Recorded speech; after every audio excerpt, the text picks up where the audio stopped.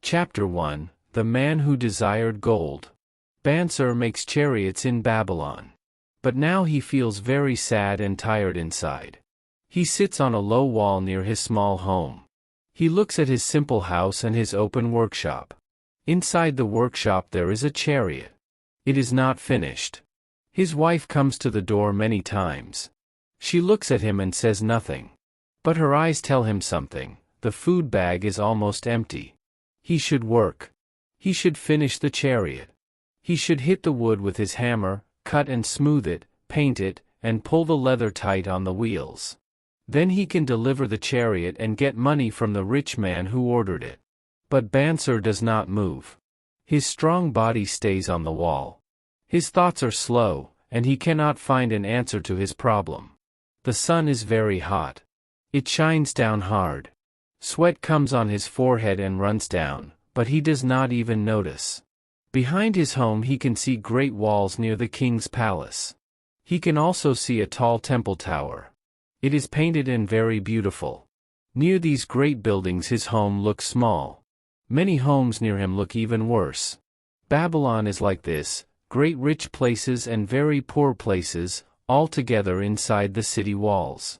If Bansur turned and looked behind him, he could see the noisy street. Rich men ride in chariots and push past workers in sandals and poor beggars with bare feet. Even rich men must move aside when long lines of slave water carriers come. These slaves carry heavy skins full of water for the king's gardens. But Bansur does not look back. He is too deep in his own thoughts. He does not hear the city noise. Then he hears a sound, the quick sound of strings on a lyre. It wakes him. He turns and sees his best friend, Kabi, the musician. Kabi smiles. Kabi says in a funny, polite way, "May the gods give you many gifts, my good friend. But it looks like they already did. You sit here and do not work, so you must be lucky and rich. I am happy for you. Please take 2 small shekels from your purse and lend them to me until after the big feast tonight. You will not miss them. I will bring them back." Bansur answers in a sad voice, "If I had 2 shekels, I could not lend them. Not even to you. They would be all my money. No one lends all his money, not even to his best friend." Kabi looks surprised. "What?" he says. "You have not even 1 shekel, and you sit here like a stone. Why do you not finish the chariot? How will you eat? This is not like you. Are you in trouble? Did the gods bring you problems?" Bansur says, "Yes, it feels like trouble from the gods. It started with a dream. In the dream I was a rich man. I had a good purse on my belt, heavy with coins. I gave coins to beggars without worry. I bought nice things for my wife. I bought what I wanted for myself. I had gold coins too, and they made me feel safe about the future. I was not afraid to spend silver. I felt happy and calm inside. You would not know me as your hard-working friend. And you would not know my wife. Her face had no worry lines. She looked young and happy again, like in our first married days." Kabi says, "That is a nice dream. But why does it make you sit here so sad?" Bansur says, "Because I woke up and remembered my purse is empty. Then I felt anger. Let us talk, Kabi, because you and I are the same. When we were boys, we went to the priests together to learn. When we were young, we had fun together. Now we are grown men, still close friends. We work long hours. We spend what we earn. We earn many coins in our life, but we do not know the joy of being rich. We only dream about it." He continues, "Are we like sheep? We live in the richest city in the world. People say no place is richer than Babylon. We see a rich man's life all around us, but we have none of it. After so many years of hard work, you have an empty purse and ask me for 2 shekels. And what do I say? I cannot share my purse, because it is empty too. What is wrong? Why can we not get silver and gold, enough for food and clothes?" Bansur says, "And think about our sons. Will they live the same life? Will their families live the same life? Will their sons live the same life? Must we all live near great treasure, and still eat poor food like sour milk and porridge? Kabi says, Bansir, you never spoke like this before. Bansir answers, I never thought like this before. Every day, from early morning until night, I worked to make the best chariots in Babylon. I hoped the gods would see my hard work and give me wealth. But they did not. Now I see they will not. My heart is sad. I want land. I want animals. I want good clothes. I want coins in my purse.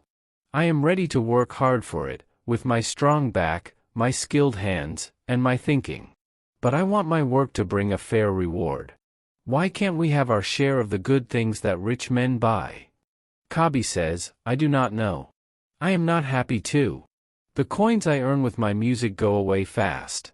Many times I must plan so my family does not go hungry. Also, I want a bigger, better lyre. In my mind I hear beautiful music. With a better lyre I could play music better than the king has heard. Bansir says, you should have it. No one in Babylon can play like you. You could play so well that even the gods would listen. But how can you buy it when we are as poor as the king's slaves? Listen to the bell.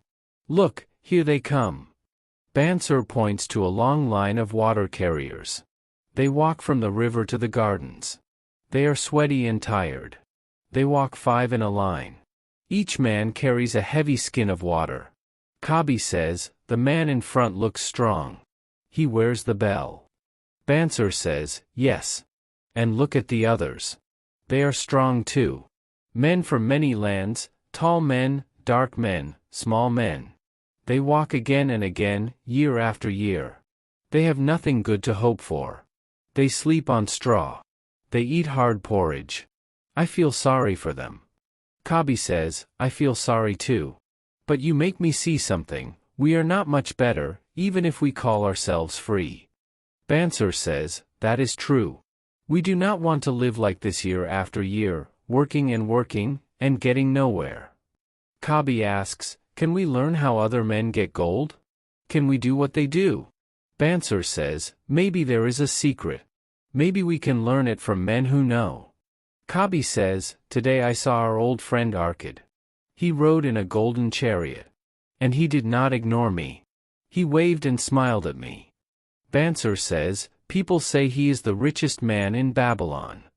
Kabi says, people say the king asks him for help with gold. Bansir says, so rich that if I met him at night in the dark, I might want to take his purse. Kabi says, no. A man's wealth is not only the purse he carries. A full purse can become empty fast if no new gold comes in. Arkad has income. New gold comes to him again and again. Bansir says, income. That is what I want. I want money to come to me even when I travel or rest. Arkad must know how to do that. Do you think he can explain it to a slow mind like mine? Kabi says, I think he taught his son, Nomasir. People say Nomasir went to Nineveh and became rich there, without help from his father. Bansir says, Kabi, that is a good thought. It costs nothing to ask a wise friend. Arkad was always our friend. Our purses are empty, but that will not stop us. We are tired of being poor in a rich city. We want to be men with money. Come. Let us go to Arkad and ask him how we can also have income. Kabi says, yes, Bansir. Now I understand something. We never became rich because we never tried to learn how. You worked hard to make the best chariots, and you did that well. I worked hard to become a good musician, and I did that well too. Kabi continues, we became good in what we worked for. Now we see a new light.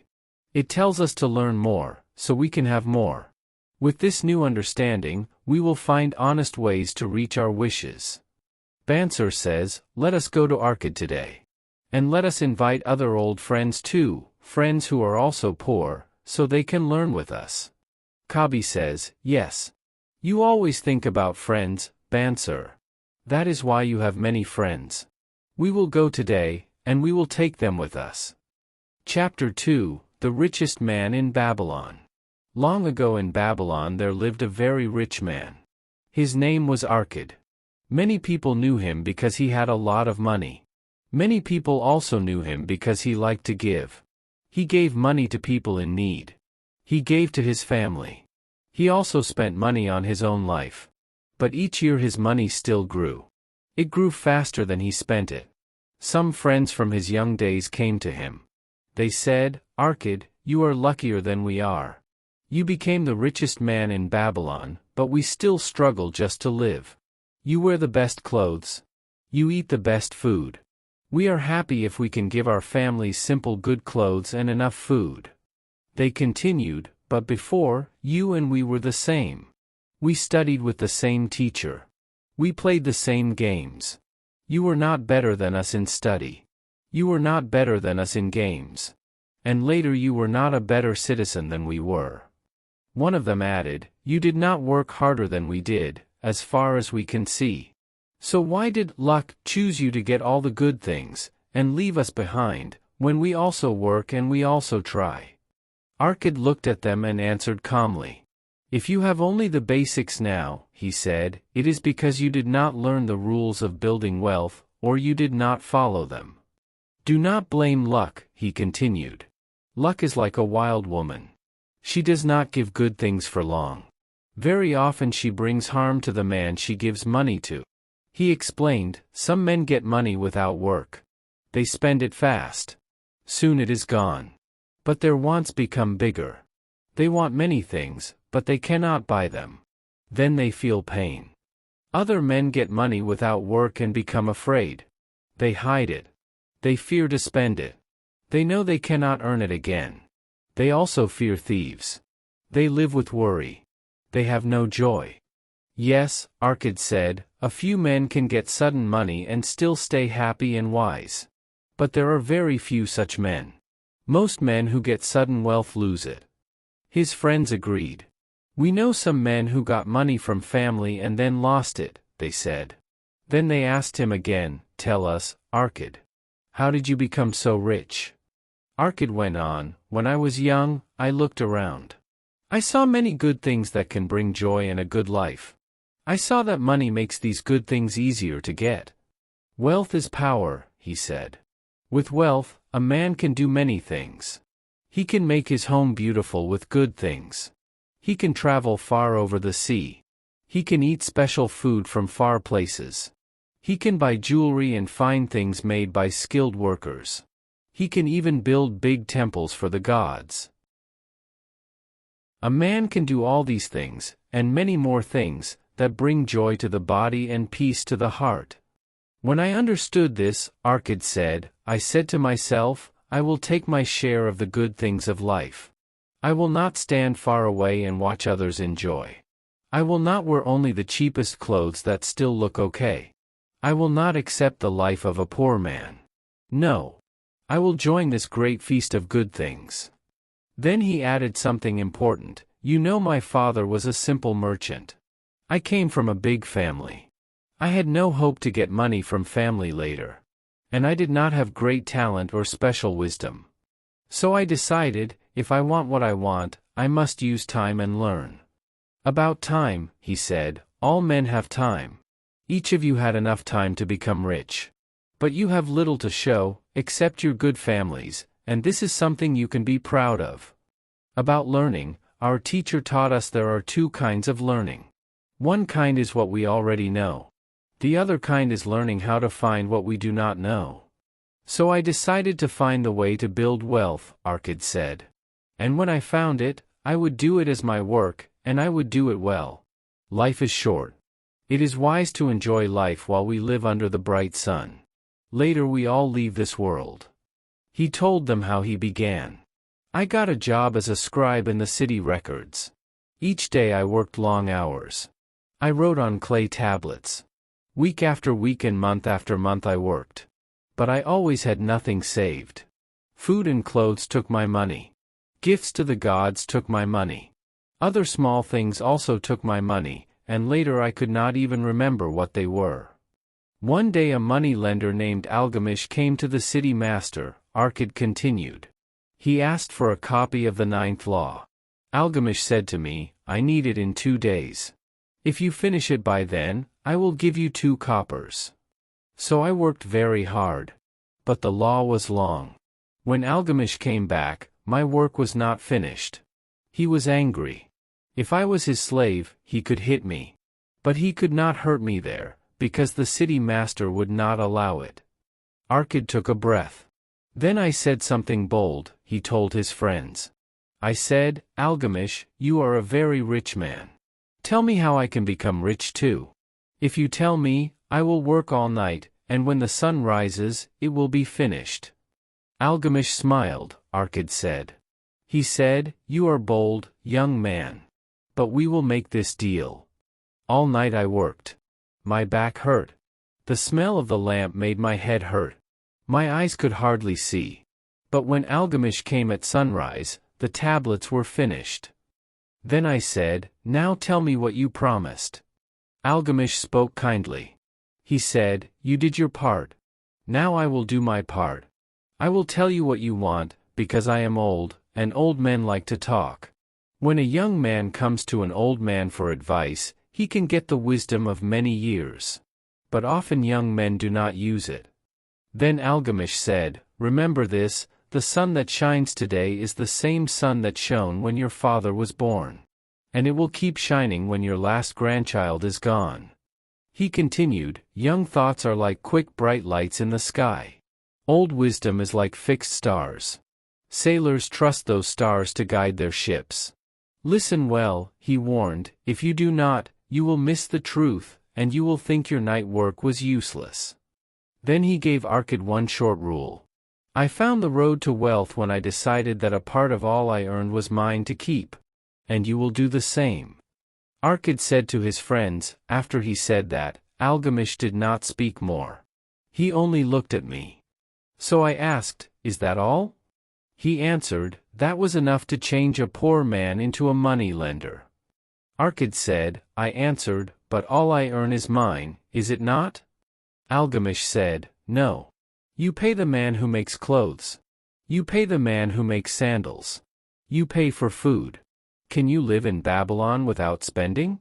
What do you have left from last month? What do you have left from last year? You pay everyone but yourself. You work for others, Algamish said. If you keep nothing, you are like a slave. If you kept 1/10 of what you earn, how much would you have in 10 years? Arkad smiled. I could count well, he said. I answered, as much as I earn in 1 year. Algamish said, that is only half true. Every coin you save becomes your worker. Every coin it earns becomes its child, and that child can also earn. If you want to be rich, your savings must earn, and the children of your savings must earn, so all of them build wealth for you. Then the old man said something Arkad never forgot, a part of all you earn is yours to keep. It must be at least 1/10, even if you earn little. It can be more if you can do it. Pay yourself first. Then, with the rest, Algamish said, buy clothes and sandals only if you can still pay for food and for giving, and still make your gifts to the gods. Wealth is like a tree, Algamish added. It grows from a small seed. The first small coin you save is the seed. The sooner you plant it, the sooner the tree starts. The more you feed it with steady saving, the sooner you can rest in peace under its shade. Then Algamish took his tablets and left. Arkad told his friends, I thought a lot about his words. They seemed right. So I tried. Each time I got paid, I took 1 coin out of 10 and hid it. And it is strange, he said, but I did not feel much poorer. I lived without it.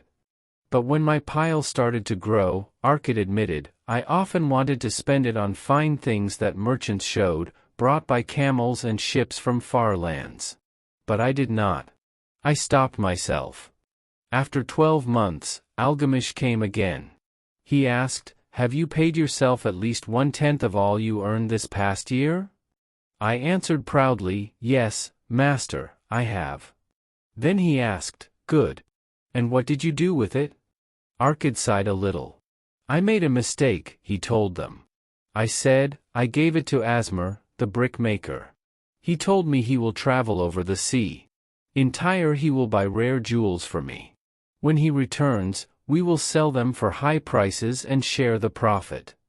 Algamish growled. Every fool must learn, he said. But why do you trust a brick maker about jewels? Would you ask a bread maker about the stars? Your savings are gone, he said.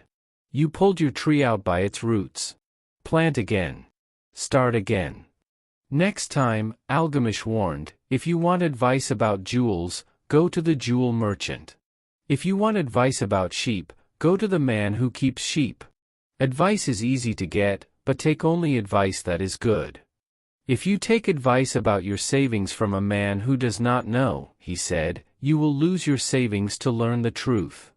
Arkad looked at his friends. And it was true, he said. The sellers in that land cheated Asmar. They sold him worthless glass that looked like jewels. My savings were gone. But I listened, Arkad said. I started again. I saved 1 coin out of 10. Now it was easier, because I already had the habit. 12 months later, Algamish came again. He asked, what progress did you make since I last saw you? Arkad said, I answered, I paid myself. And I gave my savings to Agar, the shield maker. He buys bronze with it. Every 4 months he pays me for using my money. Algamish nodded. That is good, he said. And what do you do with that payment? Arkad smiled, a little embarrassed. I said, I eat a big meal with honey and good wine and sweet cake. I also bought a red tunic. And someday I will buy a young donkey to ride. Algamish laughed. You eat the children of your savings, he said. How can they work for you if you eat them? How can they have children that will also work for you? First build an army of golden workers, he said. Then you can enjoy feasts without a sad feeling later. Then he left again. Arkad continued, I did not see him for 2 more years. Then he returned. His face had deep lines. His eyes looked tired. He was very old. Algamish asked, Arkad, did you reach the wealth you dreamed of? Arkad answered, not all that I want, but I have some. It earns more, and what it earns also earns more. Algamish asked, do you still listen to brick makers? Arkad answered, about bricks, they give good advice. Algamish said, you learned your lessons. First, you learn to live on less than you earn. Next, you learn to ask advice from men who truly know, because they did it themselves. And last, you learn to make gold work for you. You learned how to get money, how to keep it, and how to use it, Algamish said. Now you are ready for bigger work. He explained, I am old. My sons only want to spend. They do not want to earn. My business is large. I fear it is too much for me now. If you go to Nippur and take care of my lands there, I will make you my partner. You will share my wealth. Arkad told his friends, so I went to Nippur. I took care of his lands. They were large. I worked with strong desire. I used the 3 rules I had learned. And I made his lands worth much more. I did very well, Arkad said. And when Algamish died, I received my share, as he planned by law. One friend said, you were lucky because Algamish made you his heir. Arkad answered, I was lucky only because I wanted to grow before I met him. For 4 years I proved my purpose by saving 1/10. Is a fisherman lucky, he asked, if he studies fish for years, and then catches them in any wind? Chance is proud. She does not wait for men who are not ready. Another friend said, you had strong will to keep going after you lost your first savings. You are not like most men. Arkad answered, will is not magic. It is only this, when I give myself a task, I finish it. He gave them a simple example. If I say to myself, for 100 days, when I cross the bridge into the city, I will pick up 1 small stone and throw it into the river, I will do it. If one day I forget, he said, I will not say, tomorrow I will throw 2 stones. No. I will go back and throw the 1 stone. And on the 20th day, Arkad continued, I will not say, this is useless. I will throw a handful and stop. No. If I set a task, I finish it. So I am careful, Arkad said. I do not start tasks that are too hard or not possible, because I like rest. Another friend asked, if all men do this, will there be enough wealth for all?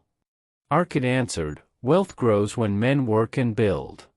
If a rich man builds a new palace, he said, is the gold gone forever? No. The brickmaker gets part. The workers get part. The artist gets part. All who work get part. And when the palace is finished, Arkad said, is it not worth what it cost? And is the land not worth more because the palace is there? And do not nearby lands become worth more too? Wealth can grow in ways that surprise us. No man can clearly see the limit, he added. The Phoenicians built great cities on poor coasts because their ships brought wealth from trade. Then another friend asked, so what do you tell us to do, so we also can become rich? Many years passed. We are not young now. We saved nothing. Arkad answered, take Algamish's wisdom and say to yourself, a part of all I earn is mine to keep. Say it in the morning.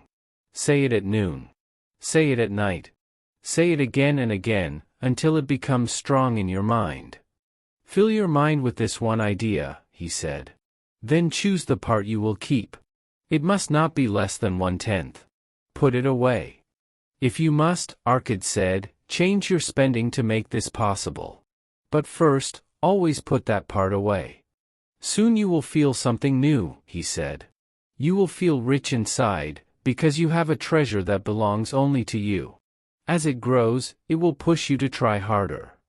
You will want to earn more, Arkad said, because then your part will also grow. Then learn to make your treasure work for you, he continued. Make it your worker. Make the children of your treasure work for you, and the children of those children too. Also, protect your future, Arkad said. Look at old people. One day you will be old too. So put your money to work with great care, so you do not lose your money. Very high profit can be a trap, he warned. It sounds sweet, but it can lead you to loss and a sad feeling later. Also, protect your family if the gods call you away, Arkad said. You can do this with small payments, paid again and again. A careful man does not wait for one big sum. He starts with small steady payments. Talk with wise men, he told them. Ask advice from men who work with money every day. Let them save you from mistakes like mine, when I trusted Asmar, the brickmaker. A small safe gain is better than a risky big dream. Finally Arkad said, enjoy life while you are here. Do not push yourself too hard. Do not try to save too much. If 1/10 is all you can keep without pain, he said, be content with that. Live within your income. Do not become afraid to spend. Life is good. Life has many good things. His friends thanked him and went away. Some were quiet, because they could not understand. Some spoke with sharp words, because they thought a rich friend should give them money, not advice. But some had a new light in their eyes. They understood why Algamish came again and again to the scribe's room. He watched a man walk out of darkness into light.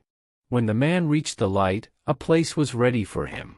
No one could take that place until he made himself ready for it. In the years after, these men often came back to Arkad. He welcomed them. He talked with them and gave them his wisdom, as wise men like to do. He helped them place their savings in safe ways that brought steady interest. Their money was not lost. Their money was not trapped in bad deals that paid nothing. The great change in their lives came on the day they accepted the one truth that came from Algamish to Arkad, and from Arkad to them.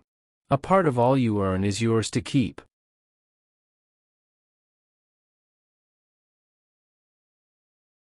Chapter 3, The 7 Cures for a Lean Purse.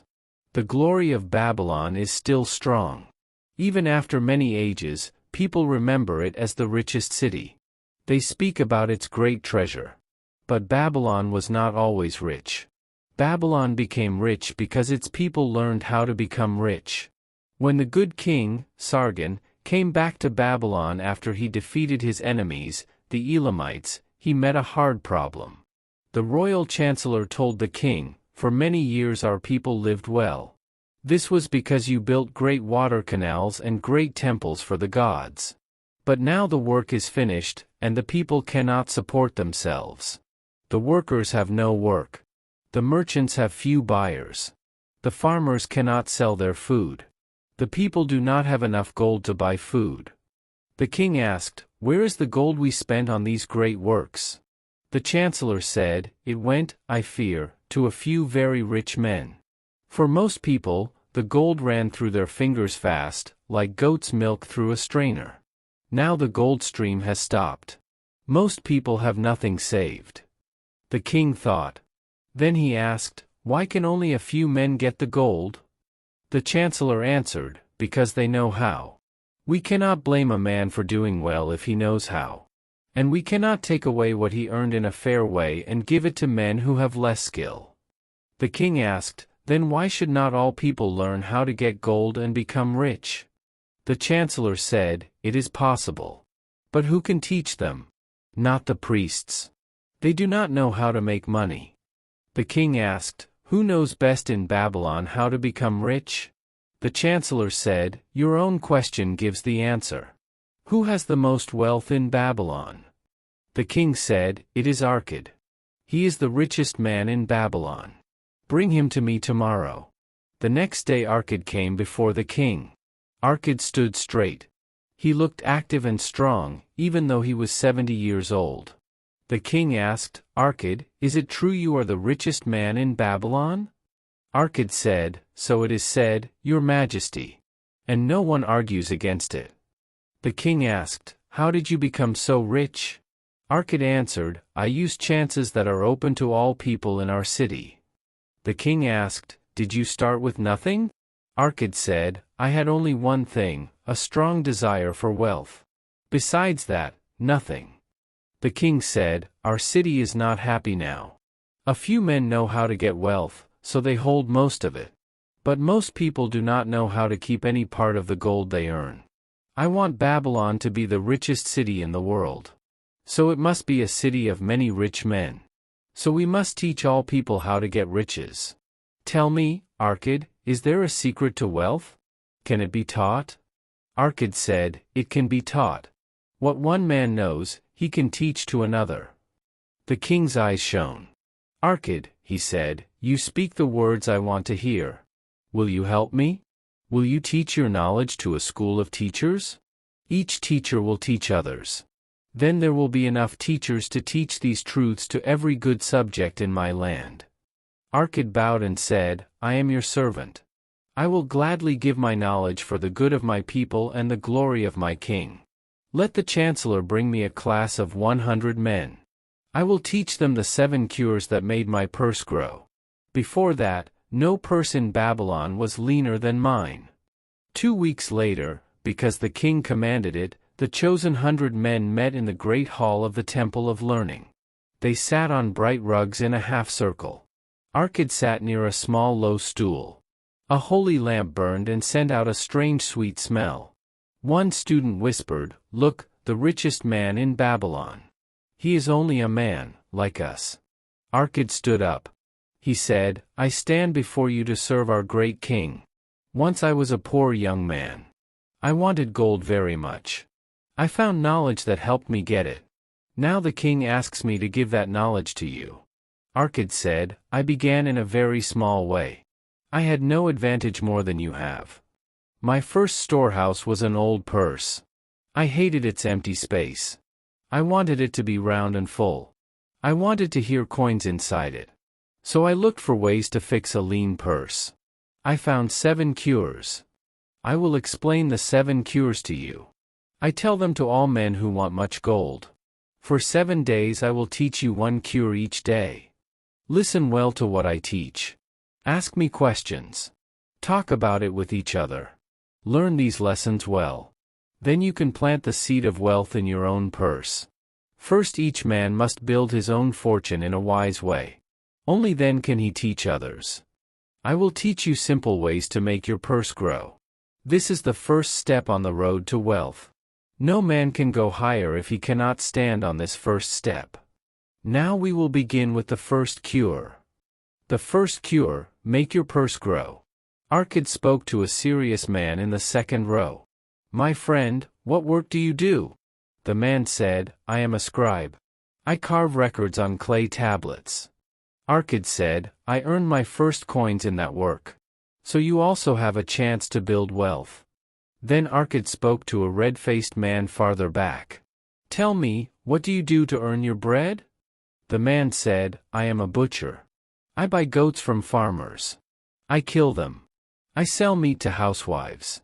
I sell the skins to sandal makers. Arkad said, you work and you earn. So you also have the same chance I had.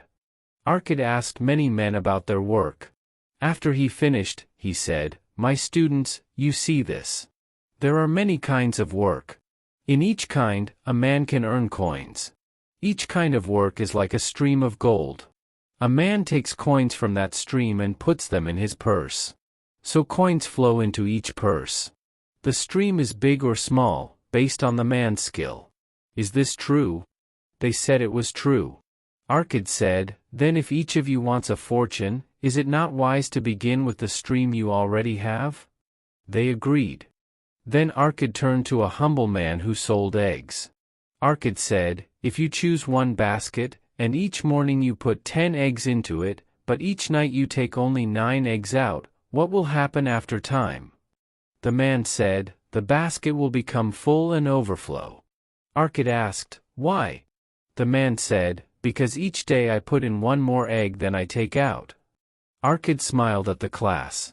Does any man here have a lean purse? He asked. First they smiled. Then they laughed. Then they lifted their purses as a joke. Arkad said, good. Now I tell you the first cure. Do what I told the egg seller. For every 10 coins you put into your purse, take out only 9 coins to spend. Your purse will start to grow at once. You will feel it in your hand. You will feel good inside. Do not laugh because it is simple. Truth is always simple. This was my beginning. I also had a lean purse. I hated it. But when I spent only 9 parts out of 10, my purse began to grow. So will yours. Here is a strange truth.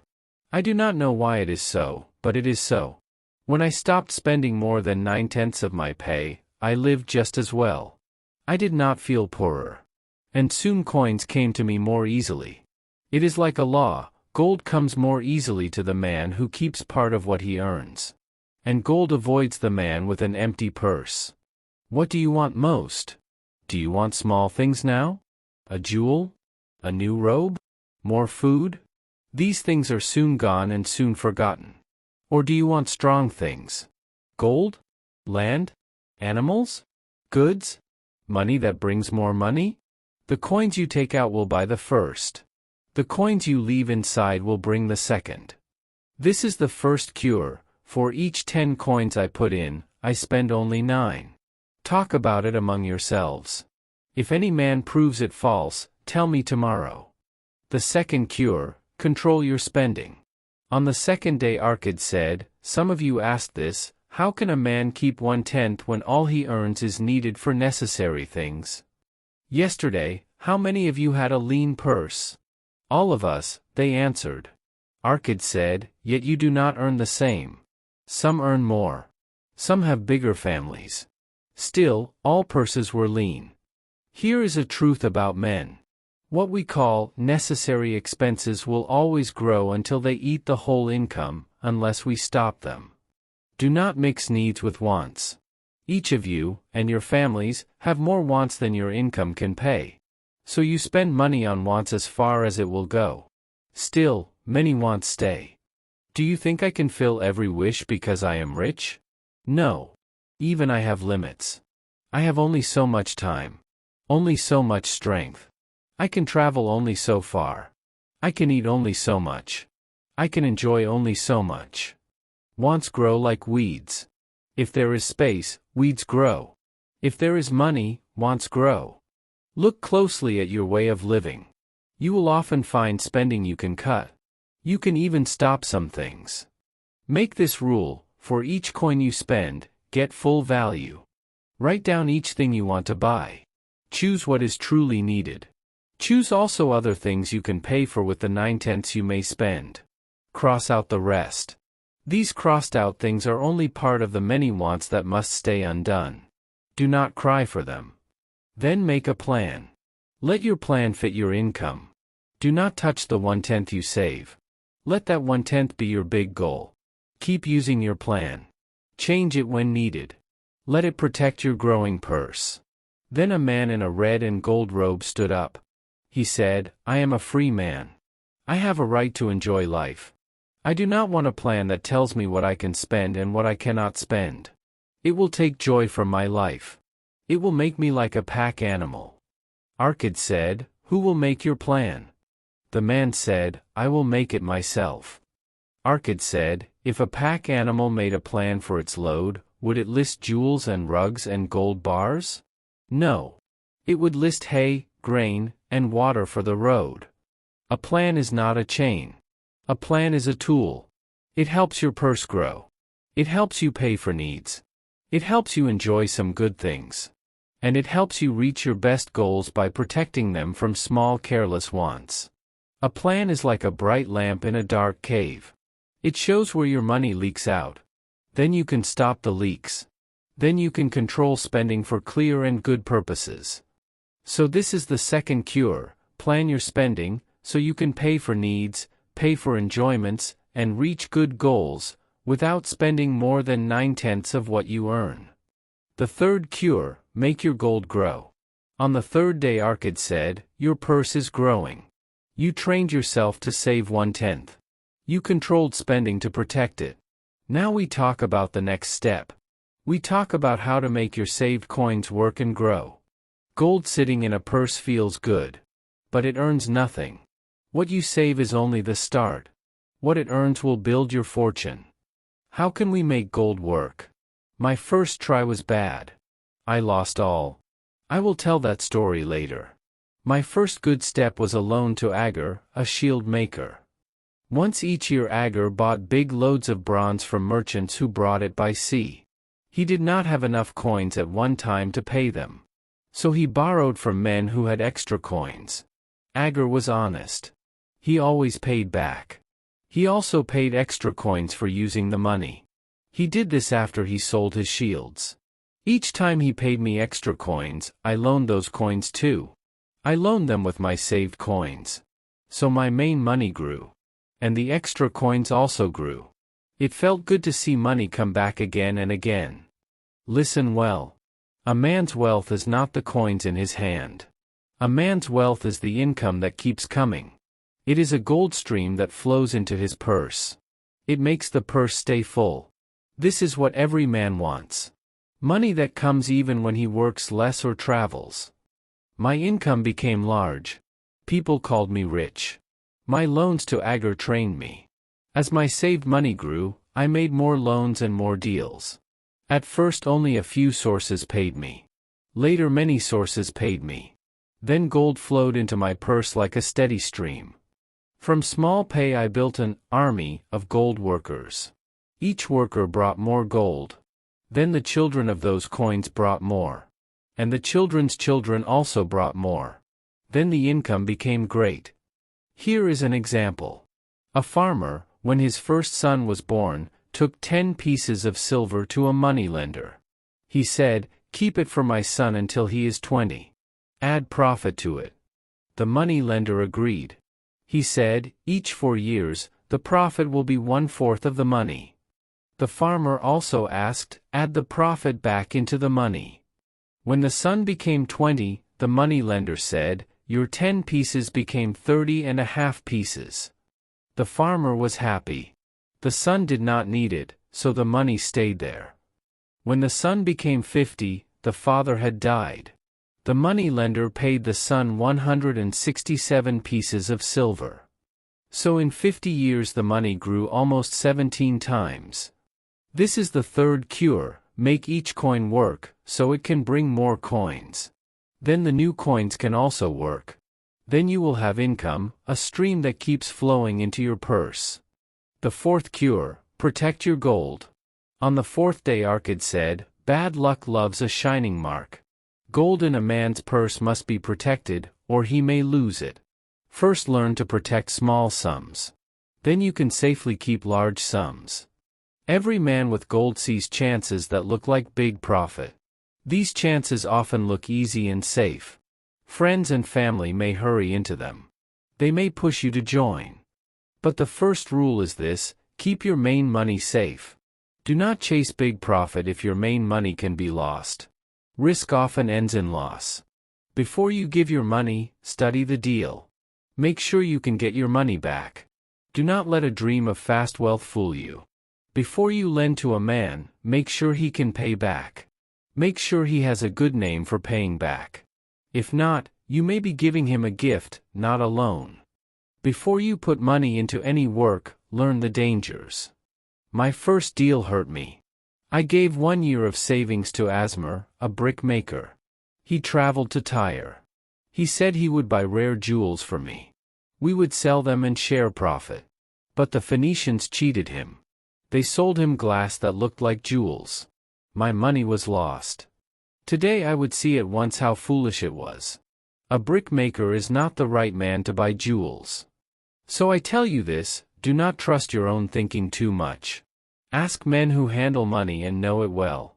Their advice is often free. And it can be worth as much as the money you want to risk. It can save you from loss. This is the fourth cure: protect your treasure from loss. Put money only where the main sum is safe. Put money where you can get it back if you need it. Put money where you can collect fair profit. Ask wise men. Let their wisdom protect your treasure. The fifth cure: buy your own home. On the fifth day Arcad said, a man lives on 9 parts of his income. If he can turn part of those 9 parts into a money plan, his treasure will grow faster. Too many families in Babylon live in poor places. They pay high rent to hard landlords. Their wives have no small place to grow flowers. Their children have no clean place to play, only dirty alleys. A family cannot fully enjoy life without a small piece of ground. Children need clean earth to play. A wife needs a place to grow flowers. She also needs a place to grow good herbs for food. A man feels joy when he eats figs from his own trees. He feels joy when he eats grapes from his own vines. A man feels proud when he owns his own home. He cares for it. He feels strong inside. He works harder. So I say, every man should own the roof that covers his family. This is possible. Our king made the city walls larger. Much land inside the walls is unused. It can be bought for a fair price. And money lenders often help a man buy land and build a home. They will lend money if the man can show he has saved a good part of the cost himself. Then when the house is built, you pay the money lender the same way you paid rent. But now each payment reduces your debt. After some years the loan is finished. Then your heart is glad. You own valuable land and things you own. Your main cost is the king's taxes. Your good wife will also be glad. She will go to the river more often to wash robes. She can bring water back and pour it on the plants. Many blessings come to the man who owns his home. It often lowers the cost of living. Then more coins are free for joys and good wishes. This is the fifth cure: own your own home. The sixth cure: plan money for old age. On the 6th day Arcad said, every man moves from childhood to old age. This is the path of life, unless the gods take him early. So a man should prepare for income in the days when he is old. He should also prepare for his family if he is gone. A man who begins to build a surplus should think about the future. He should plan for years ahead. He should choose ways that are safe and can last a long time. There are different ways. A man can hide money in a secret place. He can bury it. But thieves may still find it. So I do not advise this. A man can buy land or houses. If he chooses well, they keep value. They can bring rent. Or they can be sold later. A man can also place small sums with a money lender again and again. The money can grow with added profit. I know a sandal maker named Anson. He told me this. Each week for 8 years he gave his money lender 2 pieces of silver. The lender later showed him the total.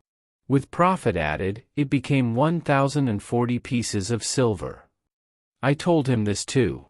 If he keeps giving 2 pieces each week for 12 more years, the money lender will owe him 4,000 pieces of silver. That is enough to live on for the rest of his life.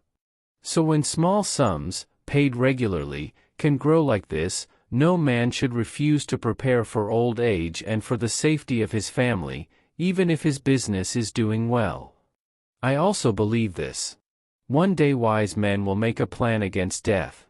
Many men will pay a small sum often.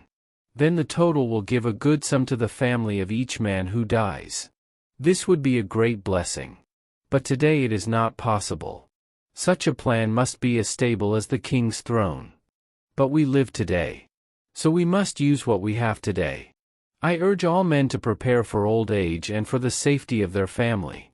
A lean purse for an old man, or for a family without its head, is a sad tragedy.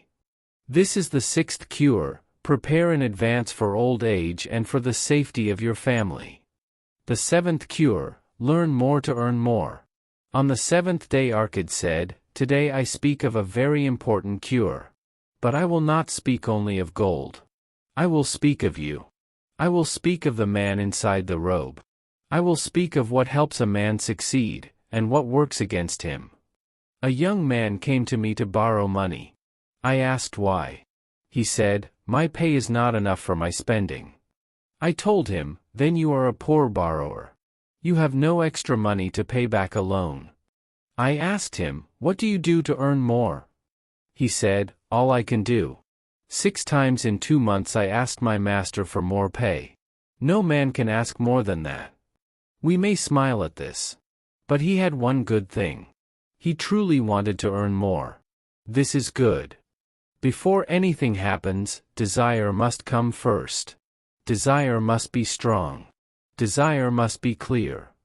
A general wish is weak. To say, "I want to be rich," is not clear. But to say, "I want 5 pieces of gold," is clear. A man can push for that. When he wins 5, he can go for 10. Then he can go for 20. Later he can go for 1,000. This is the road, first small, then larger, as a man learns and becomes more able. Desires must be simple and clear. If they are too many, too mixed, or too big for a man's skill, they will fail. As a man becomes better in his work, he can earn more. When I was a scribe, I saw others earn more than me. I decided no one would outdo me. Soon I learned the reason for their higher pay. They cared more about their work. They focused more.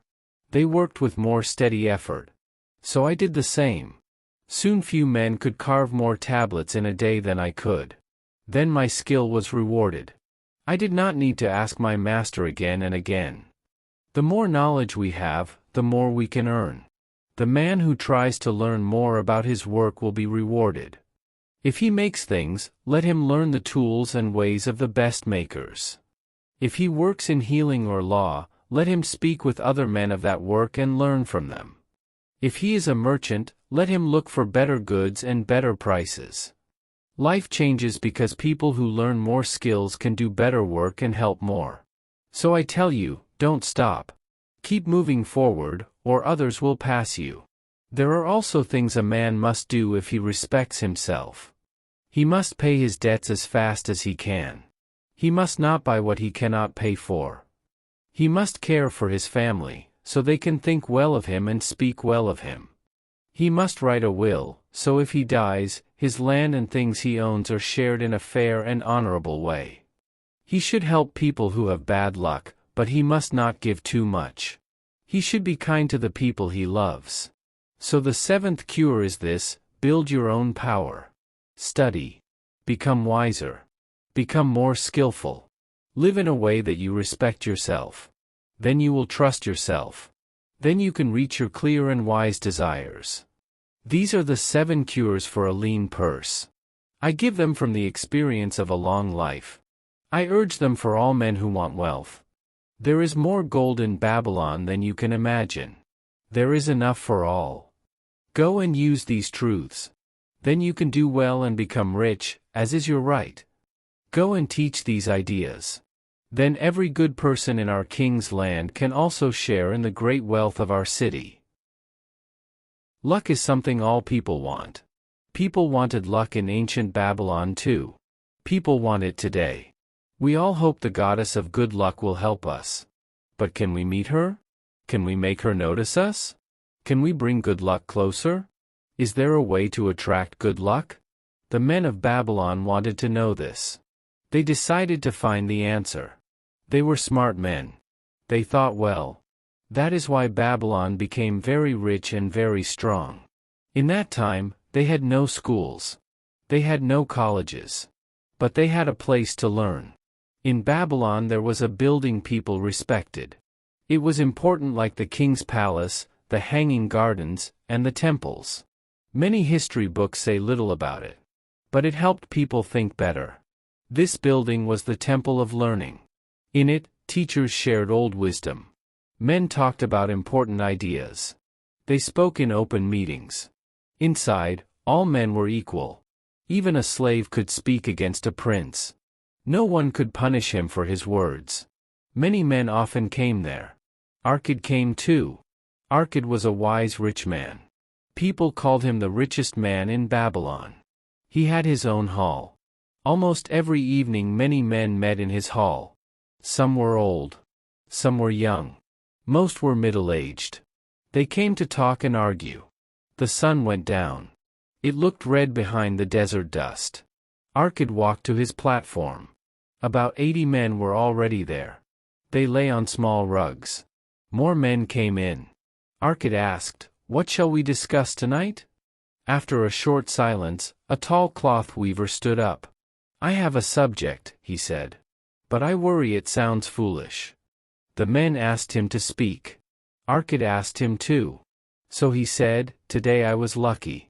I found a purse. Inside were gold coins. Now I want to be lucky again. All men want that. So let us talk. How can we attract good luck?" Arcad said, "This is a good subject. Some men think luck is only chance. It happens like an accident. Other men think the goddess Ashta gives luck. They think she gives gifts to men who please her. Tell me, my friends, shall we try to find a way to bring good luck to all of us?" "Yes. Yes," the men said. Arcad said, "First, who here had luck like this, finding treasure without work?" No one spoke.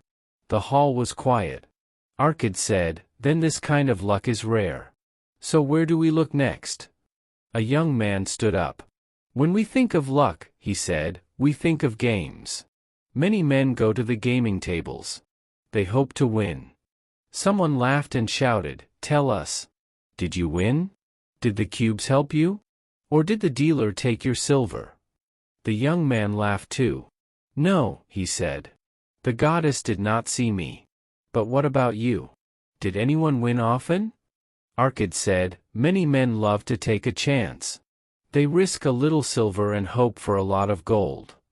Another man said, "What about the races? The horses run fast. The chariots shine. Arcad, did the goddess whisper to you to bet on the gray horses?" Arcad smiled. "Why should the goddess care about bets?" he said. "I do not look for her at games or races. Men lose more gold there than they win. I look for her in work. In farming and trade, a man can make profit. Not always. Sometimes he makes mistakes. Sometimes weather brings loss. But if he keeps working, profit is possible.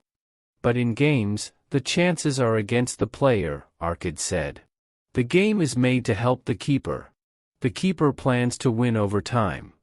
Look at the cube game," he said. "If the red side is up, the keeper pays. If any other side is up, you lose. So you lose more often than you win. In the long run, the keeper keeps a part of all coins." A man said, "But some men win big sometimes." Arcad said, "Yes, sometimes. But I know many successful men in Babylon. I cannot name one who became successful from gambling." He asked, "Do you know any?" No one answered. Then one man joked, "Only the gamekeepers." Arcad said, "Yes. It seems so." Arcad said, "So we do not find good luck there. We did not find it in lost purses either. At the races, I also lost more than I won. Now let us look at business, Arkad said. Maybe good luck is there. An old merchant stood up. He said, let us talk about luck that almost came, but escaped. Many men have stories like that. Arkad said, good. Who had luck close, but lost it? Many hands went up. Arkad asked the merchant to speak first. The merchant said, when I was young, my father asked me to join a plan. A man wanted to buy dry land outside the city. Water could not reach it. He planned to build water wheels. Then the land would become good. Then he would sell small garden plots. He needed partners, the merchant said. 12 men would join. Each man would pay 1 part of 10 of his earnings. Later they would share the profit. My father said, start building wealth now. Keep 1 part of 10. Put it to work. But I hesitated, the merchant said. My wife and I wanted expensive new robes. If I paid into the plan, we would miss those pleasures. So I waited. Then it was too late. The plan brought big profit. I lost my chance. A man from the desert said, luck comes to the man who takes opportunity. Wealth begins with a start. Even a small start.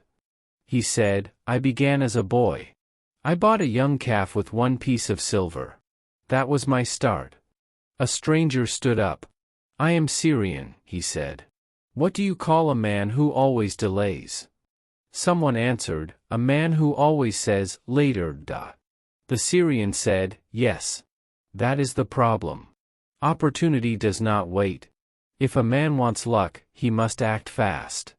The merchant smiled and bowed. You speak the truth, he said. Arkad said, now let us hear another story. A man in a red robe stood up. I buy animals, he said. One night I lost a good chance. He said, the city gates were closed. I camped outside. An old farmer came to me. He said his wife was sick. He wanted to sell me a flock of sheep fast. It was dark, the man said. But I heard the flock. I agreed on a fair price. I planned to sell in the morning. We tried to count the sheep, he said. But it was hard in the dark. So I told him, I will count at daylight. Then I will pay. He begged me, the man said. He asked for payment that night. But I refused. In the morning, the gates opened early. Other buyers rushed out. They paid high prices. The farmer sold to them for almost 3 times my price. I lost great profit. Arkad asked, what does this teach us? An old saddle maker said, if you know the deal is good, pay at once. Men often hesitate when they are right. Later they regret it. So I pay a small deposit quickly, to hold the deal. The Syrian said again, these stories are the same. Opportunity leaves because men hesitate. The buyer said, yes. Delay is an enemy. It whispers reasons to wait. Then we lose. The Syrian asked the merchant, do you still listen to delay now? The merchant said, no. I learned to fight it. When you see delay as an enemy, you can defeat it. The merchant asked Arkad, do you agree, a man cannot reach full success until he destroys delay in his heart? Arkad said, yes. Opportunity comes to all men. Some act and move forward. Most hesitate and fall behind. Arkad turned to the cloth weaver. You wanted to talk about luck, he said. What do you think now? The weaver said, now I see luck differently. Before, I thought luck comes without effort. Now I see that is rare. I learned this, luck follows opportunity. I must take opportunities when they come. Arkad said, you learned well. Good luck often follows opportunity. It seldom comes in another way. Luck can be invited, Arkad said. How? By acting. The goddess likes men who act. Action will lead you to the success you want. Chapter 5, The 5 Laws of Gold. A bag heavy with gold, or a clay tablet with wise words, if you could choose, which would you take? By the shaking light of a small fire, the sun-brown faces of the listeners looked bright with interest. The gold. The gold, said the 27 men together. Old Kalabab smiled. He knew this answer. Listen, he said, and he lifted his hand. Hear the wild dogs in the night. They cry and howl because they are hungry. But if you feed them, what do? They fight. They walk proud. Then they fight again. They do not think about tomorrow, even though tomorrow will surely come. It is the same with many men. Give them a choice, gold or wisdom. What do? They leave the wisdom and waste the gold. Then, the next day, they cry because they have no more gold. Gold stays with the man who knows its laws and follows them. Calabab pulled his white robe close around his thin legs. The night wind was cool. You have served me well on our long trip, he said. You cared for my camels. You walked across hot sand and you did not complain. You fought the robbers who tried to steal my goods. So tonight I will tell you a story, the story of the 5 laws of gold. You never heard a story like this. Listen with full attention. If you understand these laws, and if you follow them, then in the days ahead you will have much gold. He stopped for a moment. The stars were bright in the clear sky. Behind the men stood their old tents, tied tight for desert storms. Near the tents were piles of goods covered with skins. Not far away the camels lay on the sand. Some chewed slowly. Some snored loudly. The chief packer said, You told us many good stories, Calabab. Tomorrow our work for you ends. We hope your wisdom will guide us. Calabab said, I told you stories about strange lands. But tonight I will tell you a story of wisdom. It is the wisdom of Arkad, the wise rich man. The chief packer said, We heard much about him. He was the richest man Babylon ever had.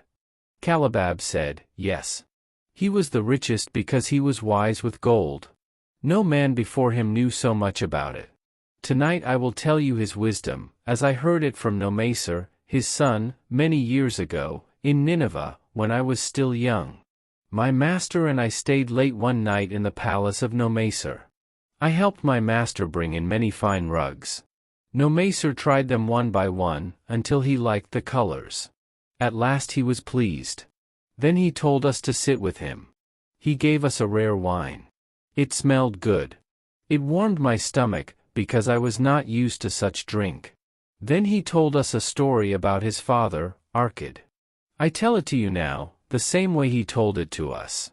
In Babylon, sons of rich fathers often stay at home. They wait to get the father's wealth. Arkad did not like this. So when Nomaser became a man, Arkad called him and said, My son, one day I want you to get my land and the things I own. But first you must prove you can use them well. So I want you to go out into the world. Show that you can earn gold. Show that you can become a man that other men respect. To help you start, I will give you 2 things. When I was young and poor, I did not have these 2 things. First, I give you this bag of gold. If you use it wisely, it can be the start of your success. Second, I give you this clay tablet. On it are written the 5 laws of gold. If you use these laws in your life, they will bring you skill and safety. 10 years from today you will come back to my house and tell me about your life. If you are worthy, I will choose you to get my money from family. If not, I will give my land and the things I own to the priests. So Nomaser went out into the world. He took the bag of gold. He wrapped the clay tablet in silk cloth. He took his slave and his horses. 10 years passed. Nomaser returned, just as he promised. His father made a great feast for him. He invited many friends and relatives.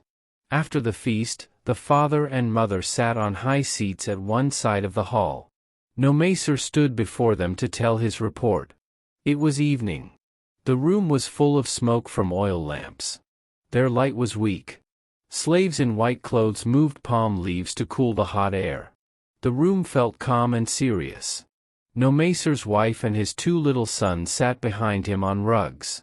Friends and family sat there too, listening closely. Nomaser said, My father, I bow to your wisdom. 10 years ago you sent me out to become a man among men, not a boy living on your wealth. You gave me much gold. You gave me wisdom too. But I must say this, I used the gold in a bad way. It ran from my hands, like a wild rabbit runs away from a young hunter. The father smiled and said, "Continue, my son. I want to hear all." Nomaser said, "I decided to go to Nineveh. It was a growing city. I thought I could find chances there. I joined a caravan. I made many friends. 2 men were smooth talkers. They had a beautiful white horse, very fast. On the road they told me a secret. They said there was a rich man in Nineveh. He owned a horse that had never been beaten.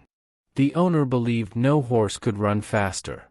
He would bet any sum, even a big sum, that his horse could win. My friends said their white horse was faster. They said the Nineveh horse was slow, like a donkey. They asked me to join their bet. I felt excited. But our horse lost badly. I lost much of my gold." The father laughed. Nomaser said, "Later I learned the truth. Those men fooled me. They traveled with caravans to find people to trick. The man in Nineveh was their partner. He shared the money they won. This taught me a hard lesson: I must protect myself. Soon I learned another hard lesson.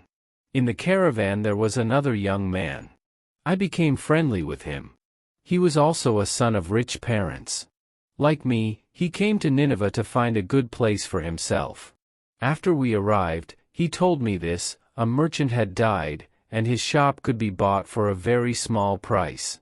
The shop had goods and customers. My friend said we would share it as partners. But first he had to go back to Babylon to get his gold. He pushed me to pay for the goods with my gold. He promised to add his gold later. He waited and waited. While he stayed, he bought badly and wasted money. At last I sent him away. But by then the shop was ruined. We had only bad goods that no one wanted, and no gold to buy good goods. I sold what was left to an Israelite for a small sum. Then, my father, came bitter days. I looked for work but found none. I had no skill that could earn money. I sold my horses. I sold my slave. I sold extra robes, just to buy food and a place to sleep. But each day hunger came closer. In those days I remembered your trust in me, my father. You sent me out to become a man. I decided strongly to do it." The mother hid her face and cried softly. Nomaser said, "Then I remembered the clay tablet you gave me. I read it very carefully. I saw this truth: if I had looked for wisdom first, I would not have lost the gold. I learned each law, and I decided this: when good luck smiles on me again, I will follow wisdom, not the wild feelings of youth. Now, for all who sit here tonight, I will read the words my father wrote on the tablet." Nomaser read. The 5 Laws of Gold. Gold comes gladly, and comes in more and more, to the man who saves at least 1/10 of what he earns, to build a safe future for himself and his family. Gold works hard and happily for the wise owner who puts it to good work. It grows, like animals in a herd. Gold stays safe with the careful owner who puts it to work with advice from men who understand gold. Gold slips away from the man who puts it into work he does not understand, or into plans that wise men do not approve. Gold runs away from the man who tries to make it earn impossible profits, or who follows sweet words from tricksters, or who trusts his little experience and dreams. Nomaser said, "These laws are worth more than gold. I will show this as I continue my story." He turned to his father again. "I told you how low I fell. But bad luck does not last forever. My bad days ended when I found work. I became the leader of slaves who worked on the new outer wall of the city. I used the first law. From my first pay I saved 1 copper. I kept adding small coins. Slowly I got 1 silver coin. It was slow, because a man must live. I spent little, because I wanted to give back, before 10 years ended, as much gold as you gave me. One day the slave master, who became my friend, said, 'You are a careful young man. You do not waste what you earn. Do you have gold saved that is not working?' I said, 'Yes. I want to collect gold to replace what my father gave me and what I lost.' He said, 'Gold you save can work for you and bring more gold. I answered, my experience was painful. My father's gold ran away from me. I fear mine will run away too. He said, if you trust me, I will show you how to use gold well. In 1 year the outer wall will be finished. Then the city will need great bronze gates. Nineveh does not have enough metal. The king did not plan for it. Here is a plan. A group of us will put our gold together. We will send a caravan to far mines of copper and tin. We will bring metal back. When the king says, make the gates, we will be the only sellers. The king will pay a high price. If the king does not buy, we can still sell the metal for a fair price. I saw my chance. This was the third law. I put my savings to work with guidance from wise men. It worked. Our plan succeeded. My small gold became much more. Later, I joined the same group in other deals. These men were wise with gold. They spoke about every plan with care. They did not risk losing the main money. They did not lock their gold in bad plans. If I had met these men earlier, they would have stopped my foolish horse bet. They would have stopped my foolish partner plan. They would have shown me the danger. By being with them, I learned to put gold to work safely and earn fair profit. Year by year my treasure grew faster. I earned back what I lost, and more. My father, I tested the 5 laws many times. They were true every time. To the man who does not know these laws, gold comes rarely and leaves quickly. But to the man who follows these laws, gold comes and works like a loyal slave. Nomacer stopped and signaled to a slave. The slave brought 3 heavy leather bags, one by one. Nomacer put one bag on the floor in front of his father. He said, you gave me 1 bag of Babylon gold. I give you back 1 bag of Nineveh gold, the same weight. It is a fair exchange. You gave me a clay tablet with wisdom.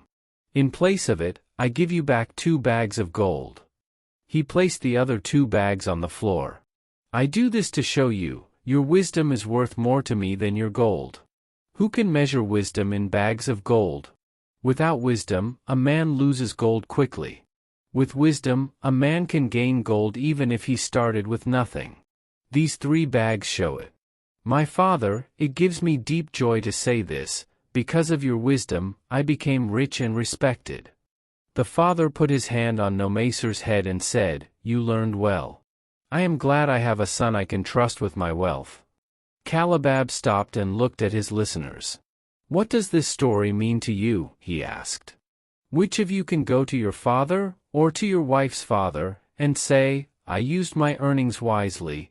What would these old men think if you said, I traveled, I worked, I earned, but I have little gold. I spent some well. I spent some foolishly. I lost much in unwise ways. Do you still think it is only fate that some men have much gold and other men have none?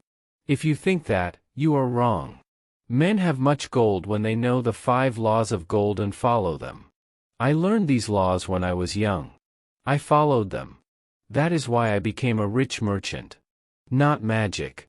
Wealth that comes fast often goes fast. Wealth that stays, and gives joy and peace, comes slowly. It is like a child. It is born from knowledge and steady purpose. To earn wealth is not a heavy burden for the man who thinks. Carry this burden year after year, and you will reach the goal. The 5 laws of gold give a rich reward to those who follow them. Each law has deep meaning. I do not want you to miss it. So I will say them again. I know them by heart. When I was young, I saw their value. I learned them word for word. The first law of gold. Gold comes gladly, and comes in more and more, to the man who saves at least 1/10 of what he earns, to build a safe future for himself and his family. If a man saves 1/10 each time, and uses it wisely, he will build a safe future. It will give him income later. It will also protect his family if he dies. This law says gold comes gladly to such a man. I know this is true. The more gold I saved, the more easily gold came to me. The gold I saved earned more. Then those earnings earned more. That is the first law at work. The second law of gold. Gold works hard and happily for the wise owner who gives it good work. It grows, like animals in a herd. Gold is a willing worker. It wants to grow. When a man has saved gold, chances come to use it well. Over time it can grow in surprising ways. The third law of gold. Gold stays safe with the careful owner who puts it to work with advice from men who understand gold. Gold stays with the careful man. It runs from the careless man. When a man asks advice from wise men, he learns to keep his treasure safe. Then he can enjoy its steady growth. The fourth law of gold. Gold slips away from the man who puts it into work he does not understand, or into plans that wise men do not approve. When a man has gold but does not understand, many plans look good. Often they are dangerous. Wise men can see the danger. The man with little experience trusts his own thinking. He pays for not knowing with his gold. So it is wise to use gold with advice from men who know gold.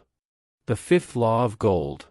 Gold runs away from the man who tries to make it earn impossible profits, or who follows sweet advice from tricksters, or who trusts his little experience and dreams. Adventure plans come to new owners of gold. They sound exciting. They promise magic profit. But wise men know the risks.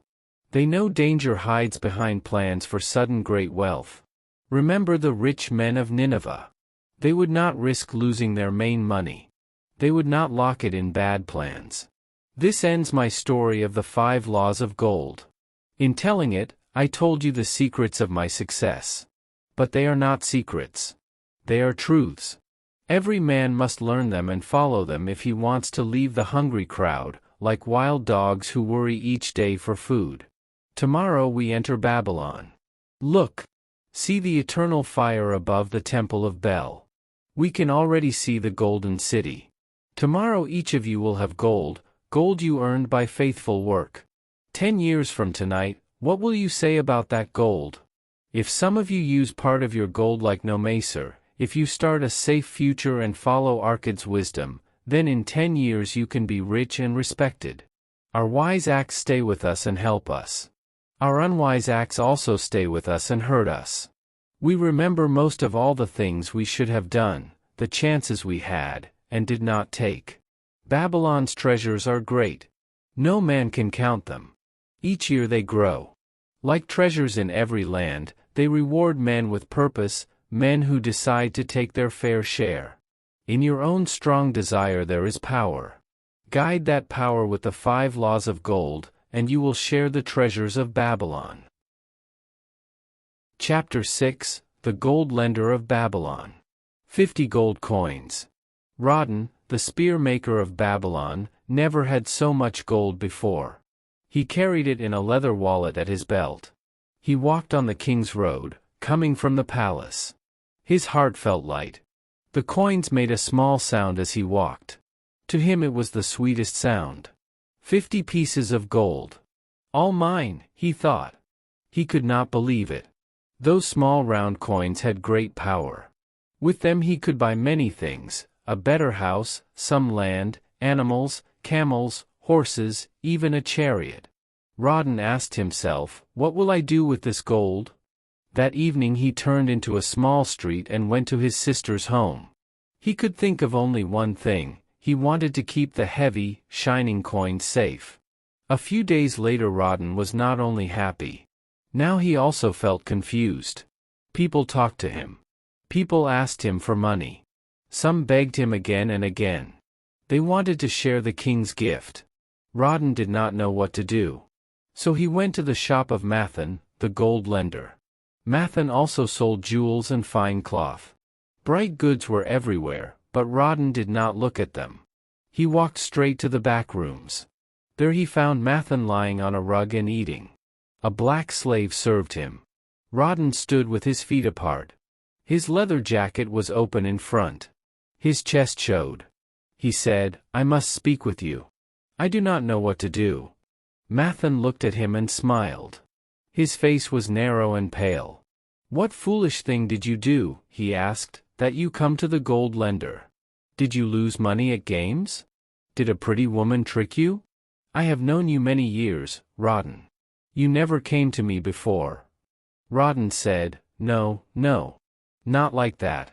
I do not come to ask for gold. I come to ask for your advice. Mathan lifted his hands a little, like he was surprised. Hear that, he said. A man comes to the gold lender for advice. My ears must be wrong. Rawdon said, Your ears hear true. Mathan laughed softly. Rawdon the spear maker is clever, he said. He comes not for gold, but for wisdom. Many men come to me for gold to pay for their mistakes. But for advice, they do not come. And who sees more trouble than a man who lends gold? Then Mathan spoke to the slave. Bring a rug, he said. Rawdon will eat with me. Bring him much food. Bring my biggest cup. Bring the best wine. He is my guest tonight. Then Mathan asked, Now tell me. What troubles you? Rawdon said, It is the king's gift. Mathan frowned. The king gave you a gift, and it troubles you? What gift? Rawdon said, The king liked the new spear point I made for the royal guard. He gave me 50 pieces of gold. Now I am troubled, because people ask me for it all the time.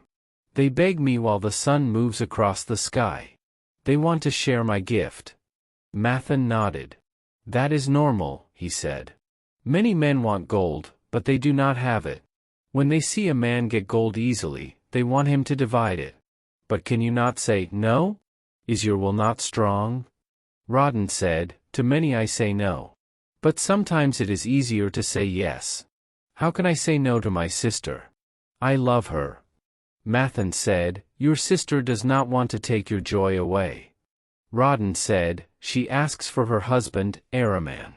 She wants him to be a rich merchant. She says he never had a chance. She begs me to lend him my gold. She says he will trade, make profit, and pay me back. Mathan looked serious. My friend, he said, this is a good question. Gold can change a man's life. It can bring a new place among people. It can bring fear of loss. It can bring power, and a wish to do good. But it can also bring danger. A kind heart can push a man to do a foolish thing. Mathan leaned closer. Have you ever heard, he asked, about a farmer of Nineveh who could understand animals? Maybe not. Men do not tell such stories in workshops. But I will tell you. It will help you understand lending. Lending is not only giving gold from one hand to another. Mathan began the story. This farmer stood in his yard each evening and listened to his animals. One evening he heard an ox speak to a donkey. The ox said, I pull the plow from morning to night. The day is hot. My legs are tired. The yoke hurts my neck. Still I work. But you rest. You wear a colorful blanket. You only carry our master. When he stays home, you eat grass and do nothing. The donkey felt sorry for the ox. He said, My friend, you work too hard. I will help you. Tomorrow, when the slave comes, lie down. Make loud sounds. Let the slave think you are sick. Then you can rest. The ox listened. Next morning the slave came and saw the ox on the ground. The slave told the farmer, The ox is sick. He cannot work. The farmer said, Then put the donkey on the plow. The work must go on. So the donkey worked all day. His legs became weak. His neck became sore. His heart became angry. That night the farmer listened again.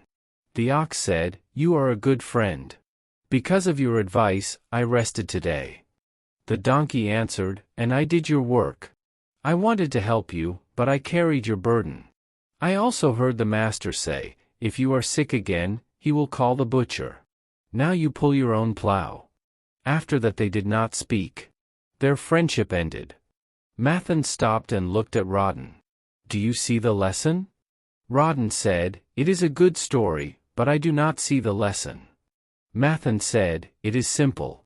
If you help a friend, help in a way that does not put his burden on you. Rawdon said, Now I understand. I do not want to carry my sister's husband on my back. But tell me, you lend to many people. Do they pay back? Mathan smiled like a man with long experience.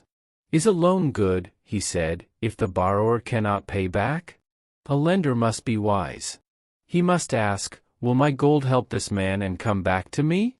Or will it be wasted, so I lose my gold, and the borrower also gets a debt he cannot pay? Mathan stood up and brought a long chest covered in red leather, with bronze designs. He put it on the floor and sat in front of it. This is my token chest, he said. From each borrower I take a token, a small thing that belongs to him.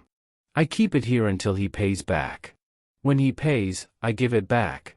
If he never pays, the token stays. It reminds me of a man who was not faithful. Mathan said, my safest loans are to men who have more than the gold they ask for. They have land and things they own, jewels, camels, and other things. If needed, they can sell something and pay back. Some give me jewels worth even more than the loan. Some give me a written promise, if they do not pay, I can take land and things they own. Such loans are built on land and things a man owns. Then he said, another kind of loan is to men who earn money by work.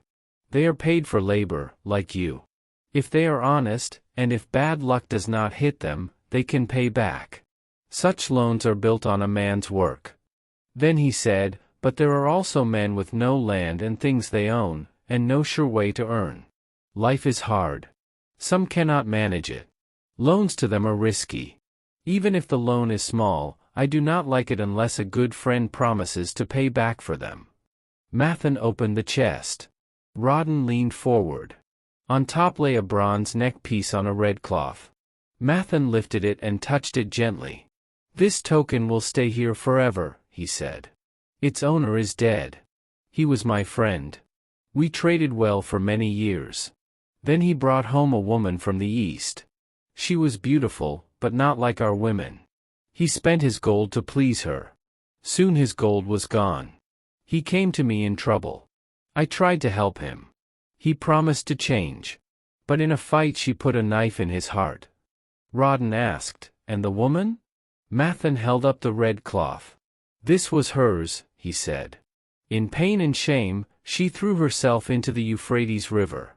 Those two loans will never be paid back. This token chest teaches me this: when people are full of strong feelings, they are not safe borrowers. Mathan reached again and took a ring made from ox bone. This is different, he said. It belongs to a farmer. I buy rugs from his women. 1 year locusts came. He had no food. I lent him gold. When the new crop came, he paid me back. Later he came again. He told me about strange goats in a far land. Their hair was long, soft, and fine. It could make rugs more beautiful than any in Babylon.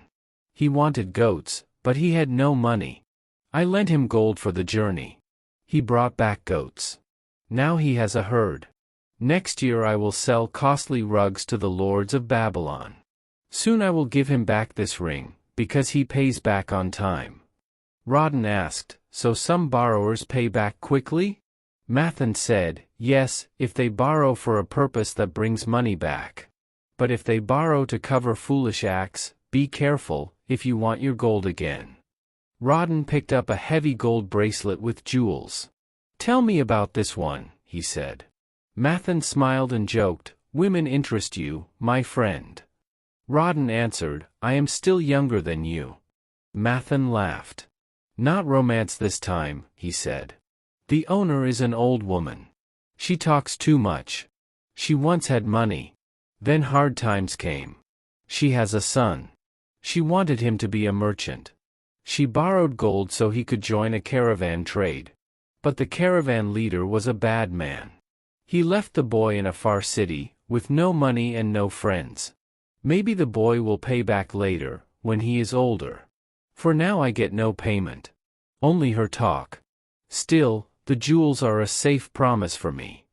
Rawdon asked, did she ask your advice first? Mathan said, no. She already saw her son as a rich man. If I spoke against it, she became angry. I knew the risk was big, but she gave me a safe promise, so I lent. Mathan lifted a piece of rope tied in a knot. This belongs to Nebater, the camel trader, he said. When he wants to buy more camels than his money allows, he brings this knot. I lend to him. He is wise. Many merchants are like him. Their tokens come and go often. Good merchants help Babylon, and it helps me to support them. Then Mathan picked up a small blue scarab and threw it to the floor. This is a bug from Egypt, he said with dislike. The young man who owns it does not care if I get my gold back. When I scold him, he says, bad fate follows me. You have more gold? But this token is his father's token. His father is an honest man with little wealth. The father promised his land and herd as a safe promise to support his son. The son had success first. Then he wanted quick great wealth. He did not know enough. His plans fell apart. Mathan looked at Rodden and spoke slowly. Youth is full of big wishes, he said. Youth wants short roads to wealth. Youth borrows without wisdom. Youth does not understand this. A debt with no hope is like a deep pit. You can fall in fast, and climb out very slowly. Then Mathan added, but I do not say borrowing is always wrong. Borrowing can be good, if it is for a wise plan. I also first found success with borrowed gold. Rodden listened, but he wanted one clear answer. He said, you tell me many things. But tell me this, should I lend my 50 gold pieces to my sister's husband? Mathan said, your sister is a good woman. I respect her. If her husband came to me for 50 pieces, I would ask, what will you do with it? If he says, I will be a merchant like you, and sell jewels and fine cloth, I will ask, do you know this work? Do you know where to buy cheap? Do you know where to sell well? Could he answer, yes? Rodden said, no, he could not. He helps me make spears. He helps in shops a little. Mathan said, then his plan is not ready. A merchant must learn the trade. His wish may be good, but his plan is not wise yet. I would not lend him gold. Mathan continued, but if he could say, yes. I know trade. I can travel to Smyrna. I can buy rugs cheap. I know rich people in Babylon. I can sell rugs for profit, then I would say, your plan is wise. I will lend you gold if you give me a valuable thing as a promise for my gold. If he says, I have no valuable thing as a promise, only my word, then I would say, I love my gold. If robbers steal it on the road, how will you pay me back? My gold will be gone. Mathan said, gold is easy to give, but it is not easy to get back. A wise lender wants a safe return, not danger. Then he said, it is good to help people in trouble. It is good to help those who start life. But help must be wise. If not, you become like the donkey. You take another man's burden. Mathan looked straight at Rodden. Now hear my answer, he said. Keep your 50 pieces of gold. Your work earned them. The king gave them to you. They are yours.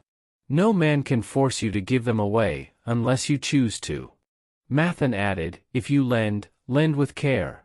Do not put all your gold in one place. I do not like gold that does nothing, but I like risky gold even less. Mathan asked, how many years have you worked as a spear maker? Rodden said, 3. Mathan asked, how much gold did you save before the king's gift? Rodden said, 3 pieces. Mathan said, so each year you denied yourself many things and saved 1 piece. Rodden said, yes. Mathan said, then to save 50 pieces by work alone, you may need 50 years. That is a whole life. Do you think your sister wants to risk the savings of a whole life, so her husband can try to be a merchant? Rodden said, not if I explain it like you. Mathan said, then go to her and say this, I worked for 3 years from morning to night, and I denied myself many things. Each year I saved only 1 gold piece. You are my dear sister. I want your husband to succeed. If he can show a plan that seems wise to Mathan, then I will gladly lend him the savings of 1 year, so he can prove himself. Do this. If he succeeds, good. If he fails, he will not owe you more than he may pay back one day. Mathan said, I lend gold because I have more gold than I can use in my own work. I want my extra gold to work and earn. But I do not want to lose it. I worked hard to get it. So I do not lend where I do not feel safe. Mathan said, From my token chest you can see how men borrow with big hopes, but little skill. Many do not have a true plan. They do not have training. Their dreams are bigger than what they can do. Then he said, Rodden, you now have gold. Put it to work for you. If you keep it safe, it will bring you joy and profit for many years. But if you let it run away, it will bring you sorrow. Mathan asked, What do you want most from this gold? Rodden said, To keep it safe. Mathan said, Wise words. Safety comes first. Do you think your gold is safe in your sister's husband's hands? Rodden said, I fear it is not. He does not know how to guard gold. Mathan said, Then do not let feelings push you. Do not trust your treasure to a man who cannot protect it. If you want to help family, find another way. Remember, gold slips away in strange ways from those who do not know how to keep it. Better to spend it yourself than to let another man lose it for you. Mathan asked, After safety, what do you want next? Rodden said, I wanted to earn more gold. Mathan said, Again you speak wisely. Gold should grow. But if you risk losing it, you also risk losing all it could earn. Mathan said, Do not follow wild plans. Do not trust dreamers. Do not believe in easy big profit. Be careful. If you expect too much, you invite loss. Choose steady gains. Work with men and trades that are already proven. Rodden tried to thank him, but Mathan lifted his hand. Do not thank me, he said. The king's gift will teach you. Many things will tempt you. Many people will speak to you. Many, great chances will be offered. Before one piece of gold leaves your pouch, be sure you have a safe way to bring it back. Then Mathan added, If you want more advice, come again. I give it gladly. As Rodden prepared to go, Mathan said, Read the words under the lid of my token chest. They are for the borrower and the lender, better a little care than a great sad feeling later.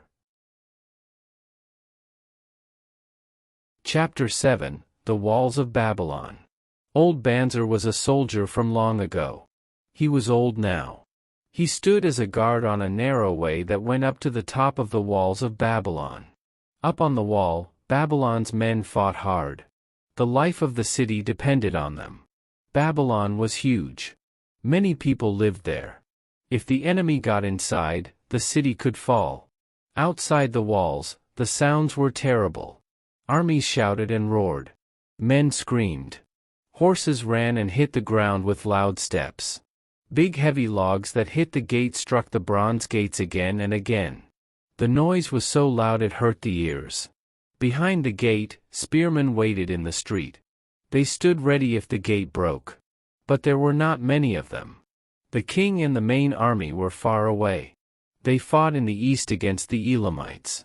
People did not expect an attack while the king was away. So the soldiers inside the city were few. But the attack came fast and sudden from the north. The Assyrian army came like a storm. Now the walls must hold. If they did not hold, Babylon was lost. Near Banzer stood many city people. Their faces were white with fear. They wanted news. They watched in silence as wounded men came down the way.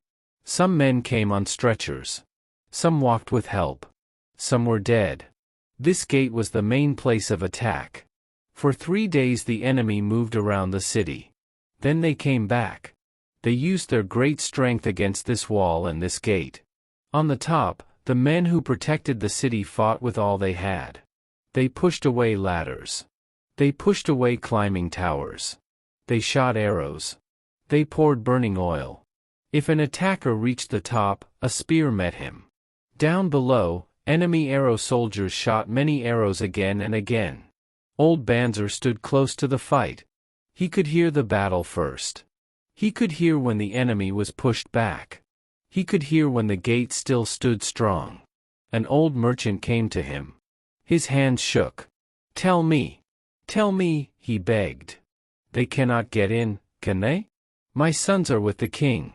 There is no one to protect my old wife. If the enemy gets in, they will take my goods. They will take our food. We are too old to fight. We are too old to keep slaves. We will starve. We will die. Tell me they cannot get in. Banzer said, Calm down, good merchant. The walls of Babylon are strong. Go back to the market. Tell your wife the walls protect you, just like they protect the king's treasure. Stay near the walls, but be careful. Arrows can fly over the wall. The old man went away. Then a woman came forward. She held a baby in her arms. Sir, she asked, what news from the top? Tell me the truth. My husband is very sick. He has bad wounds and fever. But he still asks for his armor and his spear. He wants to protect me. I am with child. He says terrible things will happen if the enemy breaks in. Banzer said, Be brave, mother. The walls of Babylon will protect you and your children. They are high and strong. Do you hear our soldiers? They pour burning oil on the men on the ladders. The woman said, Yes, I hear that. I also hear the big heavy logs that hit the gate striking our gates. Banzer said, Go back to your husband. Tell him the gates are strong. They do not break. The men who climb the walls climb only to meet a spear. Go quickly, and walk close to the buildings. Then Banzer stepped aside. He made room on the way. More soldiers came up to the top. They wore heavy armor. They carried bronze shields. Their shields made a hard metal sound. Their steps were heavy. As they passed, a little girl pulled Banzer's belt. Please, soldier, she said, are we safe? I hear awful sounds. I see men bleeding. I am so scared. What will happen to my family? My mother, my little brother, and the baby? The old soldier looked at her. His hard face became soft. Do not be afraid, little one, he said. The walls of Babylon will protect you, and your mother, and your little brother, and the baby. The good Queen Semiramis built these walls long ago for people like you. For many years, enemies did not break through. Go back and tell your mother, the walls are strong. You do not need to fear.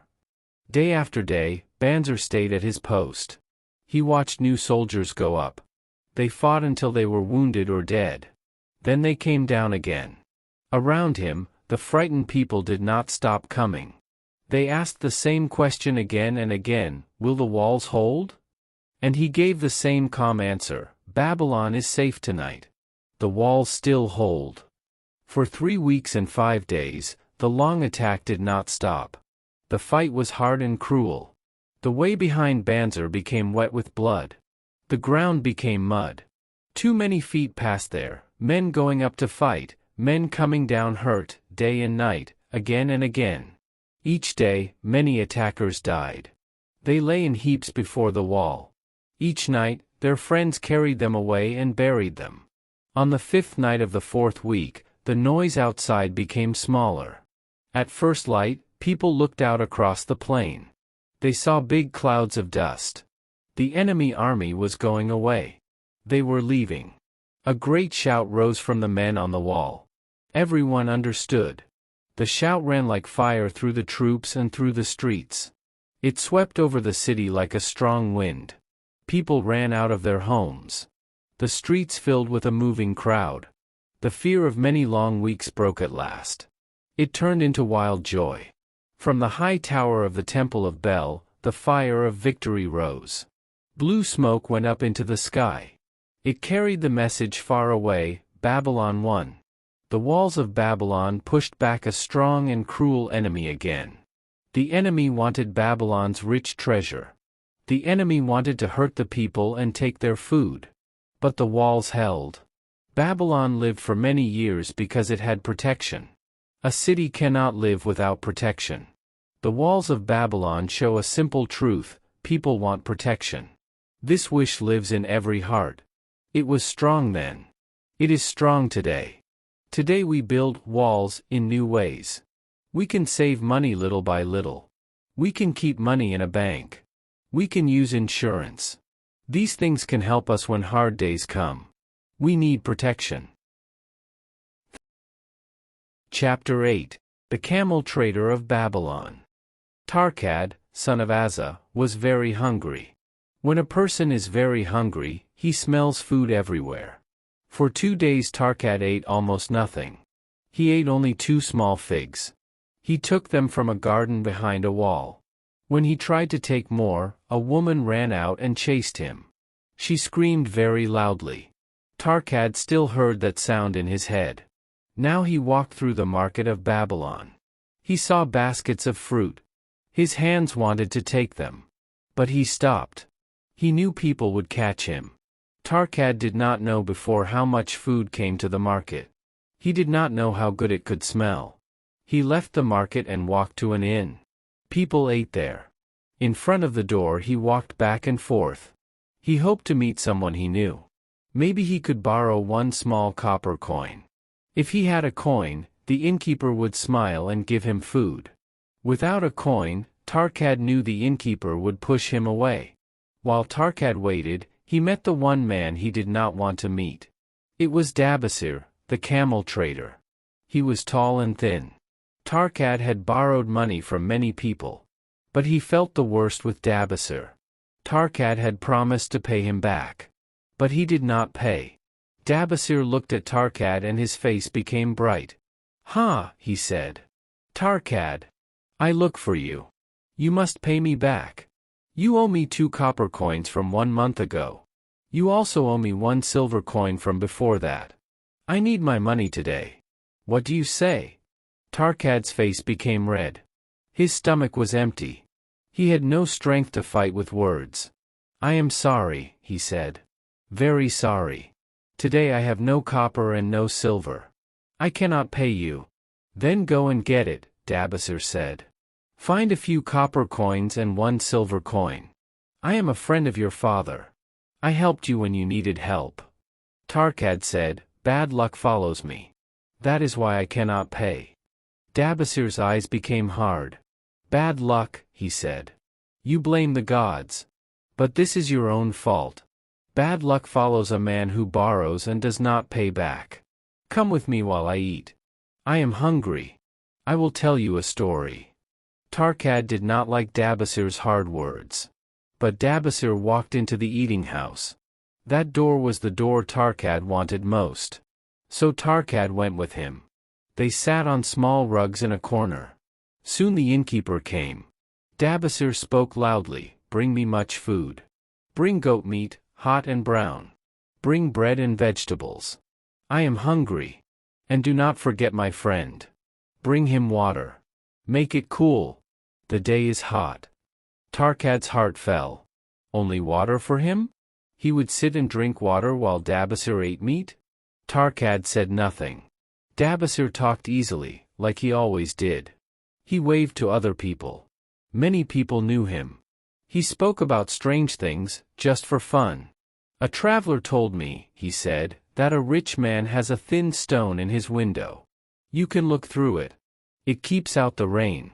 The stone is yellow. When you look through it, the world looks yellow too. Do you think the world can look like a different color?" "Yes," Tarkad said. But he looked at the meat more than he listened. Dabasir nodded. "It is true," he said. "I also saw the world in a wrong color. Later I saw it in the right color again. My story is about that." People listened. They moved closer. They made a half circle around Dabasir. They ate and talked. Tarkad had no food. Dabasir did not share yet. He did not even give Tarkad bread. Then Dabasir began. "This story is about my young life," he said. "Do you know I was once a slave in Syria?" People made a small sound of surprise. Dabasir continued, "When I was young, I learned my father's work. My father made saddles. I worked in his shop. I married a good wife. But I was young. I was not very skilled. I earned only a little money. It was enough for a simple life. But I wanted more. I wanted fine clothes. I wanted good things for my wife and our home. Soon shopkeepers trusted me. They gave me things and said, 'Pay later.' I did not understand a simple truth: when you spend more than you earn, trouble comes. So I bought things we could not pay for. At first I paid a little. It looked fine. But later I saw a hard thing. I could not live and also pay all my debts. Men came to me. They said, "Give me my money." My life became dark. I borrowed from friends. Then I could not pay them too. My debts grew bigger. My wife left me and went back to her father. I felt shame. I decided to run away from Babylon. I thought I could find an easier life in another place. For 2 years I moved from place to place. I worked with caravan men. It was not a good life. Then I joined robbers in the desert. They waited for caravans with no guards. This was a bad life. But I did not see it clearly then. It was like I looked at life through a colored stone. On our first trip, we stole golden cloth and other things. We went to a town and wasted it fast. On the second trip, soldiers caught us. They attacked us. Our leaders died. The rest of us were taken to Damascus. We were sold as slaves. Tarkad listened with wide eyes. Dabasir went on, "A desert chief bought me for 2 silver coins. He cut my hair. He gave me almost nothing to wear. He took me to his wives. He spoke about making me a house slave." Then I felt real fear. It was not an adventure anymore. I saw I had no power and no way out. His first wife was named Sirah. She was older. She looked at me with cold eyes. Then she said, "We do not need more house slaves. But we need a camel man. Today I must visit my mother. She is very sick. I need someone I can trust to lead my camel. Ask this man if he can lead a camel." My master asked me, "What do you know about camels?" I answered fast, "I can make them kneel. I can load them. I can lead them on long trips. I can fix the saddle things." My master said, "Good. Sirah, take him." So I became Sirah's camel man. That day I led her camel to her sick mother. On the road I thanked her. I told her I was not a slave by birth. I was the son of an honest saddle maker from Babylon. I told her my story. Then she said words I never forgot. "How can you call yourself a free man," she said, "if your weakness brought you here? If a man thinks like a slave, he becomes a slave. If a man thinks like a free man, people respect him, even after bad luck." I thought about her words many nights. One day she asked me, "Why do you sit alone at night? Other slaves talk and laugh together." I said, "I think about your words. Maybe I have the heart of a slave." She said, "Do you want to pay back your honest debts in Babylon?" I said, "Yes, but I see no way." She said, "If you do nothing and only wait, you stay a slave inside. A man cannot respect himself if he does not pay honest debts." I said, "But I am a slave here. What can I do?" She said, "Stay a slave then, if you are weak." I said, "I am not weak." She said, "Then show it." Dabasir's voice became stronger. 3 days later, he said, Sirah called me. She said, "My mother is sick again. Prepare 2 good camels. Put water and food. We will travel." We traveled and reached her mother's house at night. She sent the maid away. Then she said to me, "Dabasir, do you want to be a free man or a slave?" I said, "A free man." She said, "Then do it. Your master is drunk. The guards sleep. Take these camels and run away. Here are your master's clothes. Wear them to hide. I will say you stole the camels while I visited my mother." I thanked her. I left into the dark night. The road was long. The desert was hot. I rode one camel and led the other. I was afraid. I knew a runaway slave can die. Days passed. Food and water became less. My strength became small. On the 9th day I fell on the ground. I thought I would die. In the morning I woke up.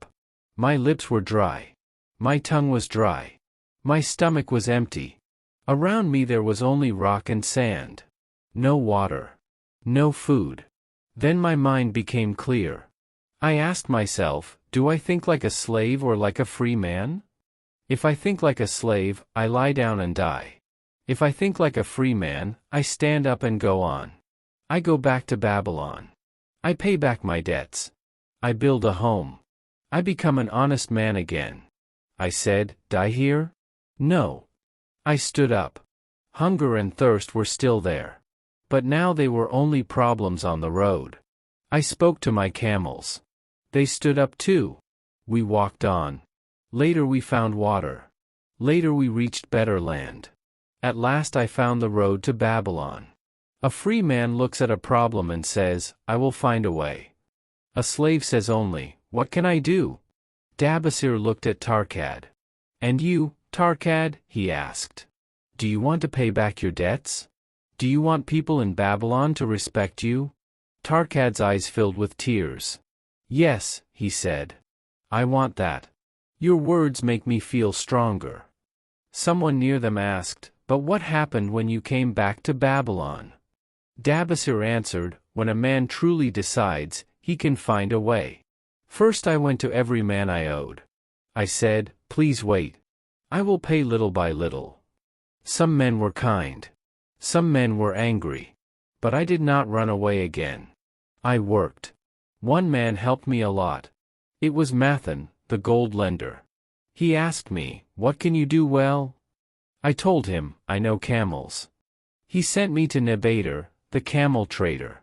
The king needed many strong camels for war. I worked hard. Little by little I paid back every copper and every silver coin. After that I could lift my head.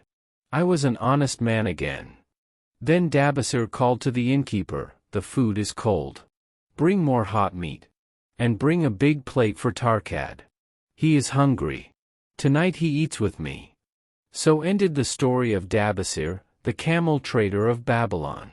He found his true self when he learned a great truth. When a man truly decides, he can find a way. Where there is a strong will, the way can be found. Chapter 9, The Clay Tablets from Babylon. My dear Professor, the 5 clay tablets from Babylon came with your letter. They came on the same boat. They were not broken. Thank you for packing them well. I was very interested. I used many hours to read the letters on the clay. I did not answer at once. I wanted to finish my work first. My translations were with this letter. You will be surprised by what these tablets say. Many people think old times are only love stories and big adventures. But these tablets speak about a man named Dabasir. He had many debts. He wanted to pay them. When I read it, I thought, people are the same, even after a very long time. These old words also woke me up. I am a teacher, and I should know many things. But this man from old Babylon shows a simple plan to pay back debts and also save money. My wife and I want to try this plan in our own life. We hope it can help us. I wish you good luck in your work. If I can help again, I will be glad. Yours sincerely, Alfred H., Shrewsbury Department of Archaeology. Tablet 1. The moon was full. I, Dabasir, wrote on clay. I came back from slavery in Syria. I wanted to pay back my true debts. I wanted to be a good man in Babylon. My friend Mathan, a man who lends gold, gave me advice. He told me a clear plan. He said this plan can help an honest man. The plan had 3 parts. First, I will save 1 part of 10 from all I earn. This money is mine. I will not spend it. Mathan said, a man who keeps some money is kind to his family. He is also loyal to his king. A man with only a few coins does not care enough. A man with no money becomes angry inside. So I must always keep some money. Second, I will take care of my wife. My good wife came back to me from her father's house. I must give her a good home. Mathan said, when a man takes care of a good wife, he feels respect for himself. So I will use 7 parts of 10 from what I earn for our life. This will pay for food, clothes, and our home. It will also pay for small joy. But I must be careful. I must not spend more than this. I must not buy things I cannot pay for with this money. Tablet 2/3, I will pay back my debts. Every time the moon was full, I will take 2 parts of 10 from all I earned. I will share it fairly between the people I owe. Then, after time, I will pay all. Now I wrote the names and the amounts. Faru, the cloth man, 2 silver, 6 copper. Shurjar, the sofa man, 1 silver. Ahmar, my friend, 3 silver, 1 copper. Zankar, my friend, 4 silver, 7 copper. Askamir, my friend, 1 silver, 3 copper. Haransar, the jewel man, 6 silver, 2 copper. Direbeaker, my father's friend, 4 silver, 1 copper. Alkahad, the houseman, 14 silver. Mathan, the gold man, 9 silver. Bayerjik, the farm man, 1 silver, 7 copper. The rest was broken.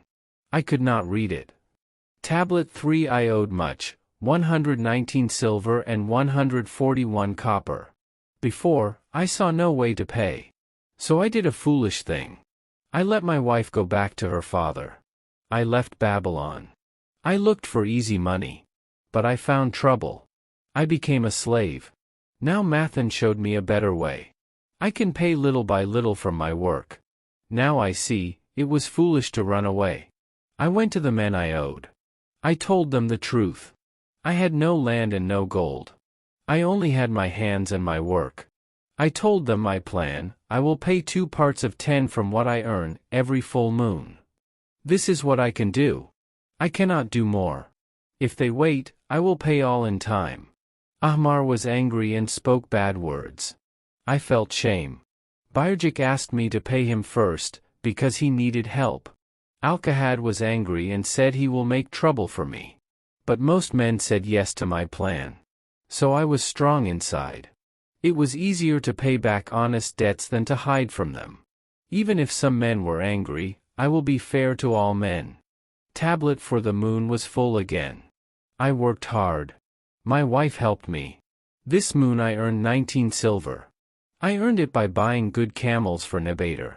I followed the plan. I kept 1 part of 10 for myself. We used 7 parts of 10 for our life. I paid 2 parts of 10 to the men I owed. I did not see Ahmar, so I gave it to his wife. Bayerjik was very happy. Only Alkahad was still angry. He said, "Pay faster." I said, "If I can eat well and not worry, I can work better and pay faster." The other men thanked me. After that full moon, my debt was a little smaller. I also had almost 2 silver that were mine. My heart felt lighter. The next full moon came. This moon was hard. I earned only 11 silver. Still, we followed the plan. We bought no new clothes. We ate only simple food. I kept 1 part of 10. We lived on 7 parts of 10, even when it was hard. I paid 2 parts of 10. I was surprised. Ahmar said, "Good." I think he saw I was honest. Bayerjik also said, "Good." Alkahad became angry, but he still took the money. The other men were quiet and accepted it. Then another full moon came, and I was very happy. I earned 42 silver this moon. We bought shoes and needed clothes. We ate good food. I paid more than 8 silver to the men I owed. Even Alkahad did not complain. This plan was very good. It helped us leave our debts and also helped us save money. After 3 full moons, I had 7 silver and some copper that were mine. I walked straight. I felt respect for myself. My wife kept our home well. We were happy. This plan was very strong. It could change a man. Tablet 5 The moon was full again. Many moons passed. Today I wrote because today was a great day. Today I paid back my last debt. Today my wife and I celebrated with food and joy. When I paid the last money, Ahmar asked me to forgive him. He said he wanted to be my friend. Old Alkahad also spoke in a new way. He said, "Before, you were like soft clay. Any hand could change you. Now you are like hard metal. If you need money, come to me." Many people now respected me. My wife looked at me with bright eyes. This gave me strength. The plan did this. The plan helped me pay back all debts. The plan helped me keep money too. I told this plan to all men who want a better life. If it helped a man who was a slave, it can help many men. I will keep this plan, because I believe it will also make me rich. Chapter 10. The Luckiest Man in Babylon. Sharunada rode at the front of his caravan. He was a rich merchant of Babylon. He wore nice clothes. He sat straight on a fast horse. People looked at him and thought he was strong, even if he was not young. But inside, Sharunada was worried. The road from Damascus was long. The desert was hot and hard. Wild tribes could attack. But Sharunada was not afraid, because he had many guards on horses. They protected the caravan. Sharunada was worried about the young man near him. The young man was Hayden Gula. He was the grandson of Arad Gula, Sharunada's old partner. Sharunada felt he owed a lot to Arad Gula. He wanted to help the grandson. But the young man was proud. He wore rings and earrings. Sharunada looked at him and thought, he loved jewelry. But his face was strong like his grandfather's face. His grandfather did not wear jewelry. I asked this young man to come with me because I wanted to help him start a new life. His father lost their family money. Hayden Gula spoke. Why did you work so much? He asked. Why did you always travel with the caravan? Did you never enjoy life? Sharunada smiled. Enjoy life? He asked. Tell me. If you were Sharunada, what did you do? Hayden Gula laughed. If I had your money, he said, I lived like a prince. I did not ride in the desert. I spent money fast. I wore the best clothes and the best jewelry. That was a rich man's life. Sharunada said, your grandfather wore no jewelry. Then he asked, so you did not work? Hayden Gula answered, work was for slaves. Sharunada did not answer. He rode in silence. Soon the road went down from a hill. Sharunada stopped and pointed ahead. Look, he said. That green place was the valley. Far away you could see the walls of Babylon. That tall tower was the temple of Bel. If you looked well, you could see smoke from the fire on top. Hayden Gula looked and said, so that was Babylon. I always wanted to see the richest city in the world. My grandfather became rich there. If he was alive, we did not have these problems. Sharunada said, why did you say that? You and your father could also do good work. Hayden Gula shook his head. No, he said. We did not know his secret. We could not bring money like he did. Sharunada did not reply. He rode and thought. Later they rode on the King's Road and passed farms with water canals. Sharunada saw 3 old men in a field. They were plowing with oxen. They moved slowly. Sharunada stared.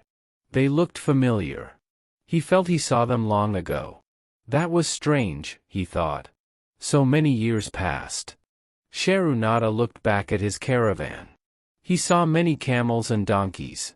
They carried good things from Damascus. He felt proud. Then he pointed to the men in the field.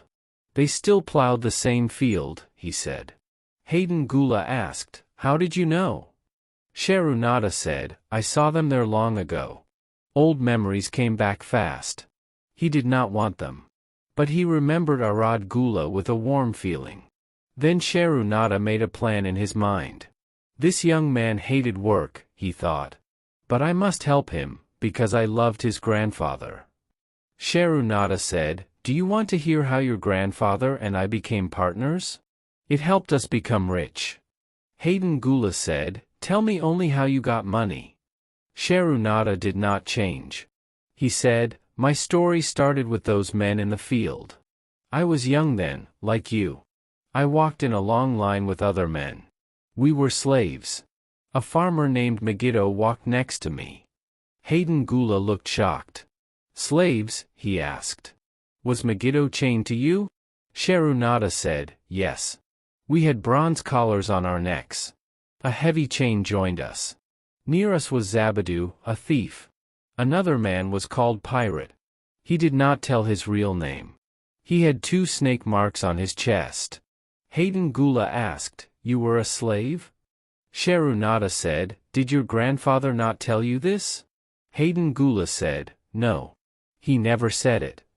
Sharunada looked at him and said, "Your grandfather was a man you could trust. Could I trust you too?"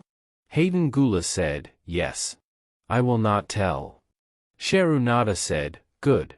I became a slave because of my brother. My brother got into a fight and killed a man. My father tried to save him. He promised money to the dead man's wife. But my father could not pay. So the wife sold me to a slave dealer."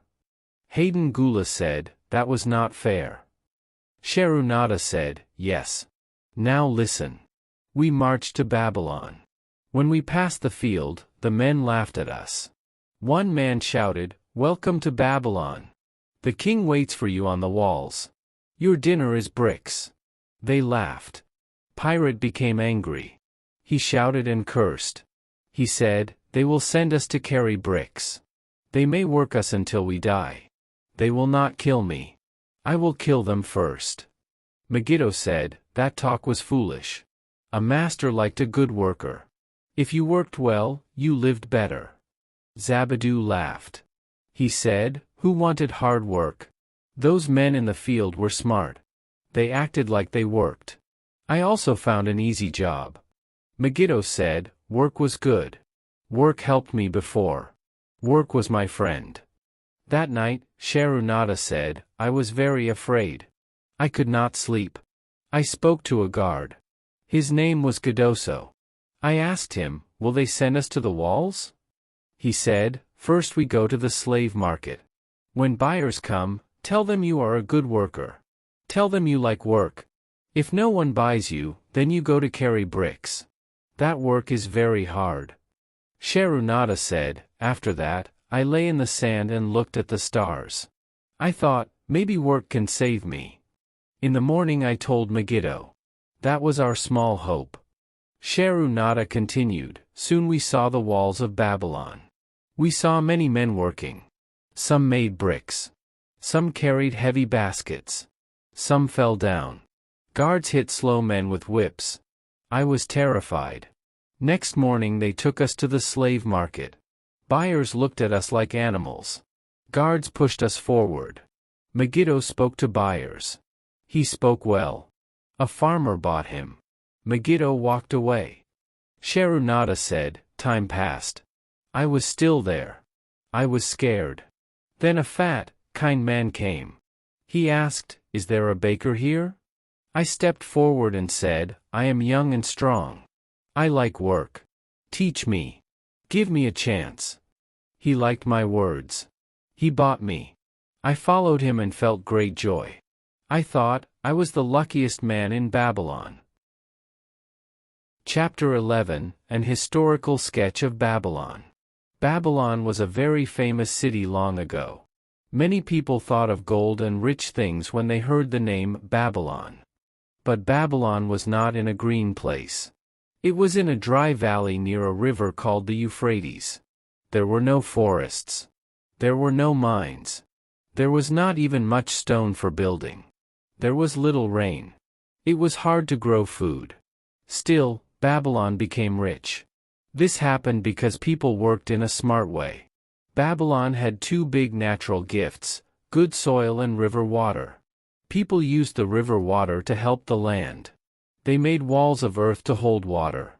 They also made long water paths. These water paths brought water far from the river to many fields. After that, the land gave a lot of wheat and barley. The food was enough for many people. Many kings ruled Babylon for a long time. Other countries wanted Babylon's gold and goods, so they attacked. Babylon often needed to protect itself. Today Babylon was not a living city. It was only ruins. The place was still in Asia, near the Persian Gulf. The weather there was very hot and dry. Long ago, the valley had many farms with water. Today it was mostly dry again. Wind pushed sand over the land. Only small plants grew there. People later saw many low hills of dirt in the valley. For a long time, travelers thought these hills were only dirt. But after rains, people found broken old bricks and old pots. Then explorers came and dug in the ground. They found old streets and old buildings under the dirt. They learned these hills were old cities. Babylon was one of them. People also found many clay tablets. Clay is soft dirt. People wrote on wet clay long ago. Then they baked it, and it became hard. These tablets were like paper for them. They wrote laws, stories, trade, and letters. They also wrote simple deals, like trading a cow for sacks of wheat. Many tablets were found, very many. Babylon was also famous for its great walls. The walls were very high and very wide. People said they were one of the wonders of the world. The walls helped to protect the city from enemies. Many armies tried to take Babylon, but for a long time they could not break in. Much later, Babylon was taken in a strange way. An enemy king named Cyrus fought Babylon's army outside the city. Babylon's army lost and ran away. After that, the gates were open, and Cyrus entered the city. The city slowly became weaker after that. With time, people left it. The wind and sand covered it. Babylon fell and did not rise again. But Babylon gave the world many ideas. People learned from its water paths, its trade, and its writing. The city was gone, but the lessons stayed.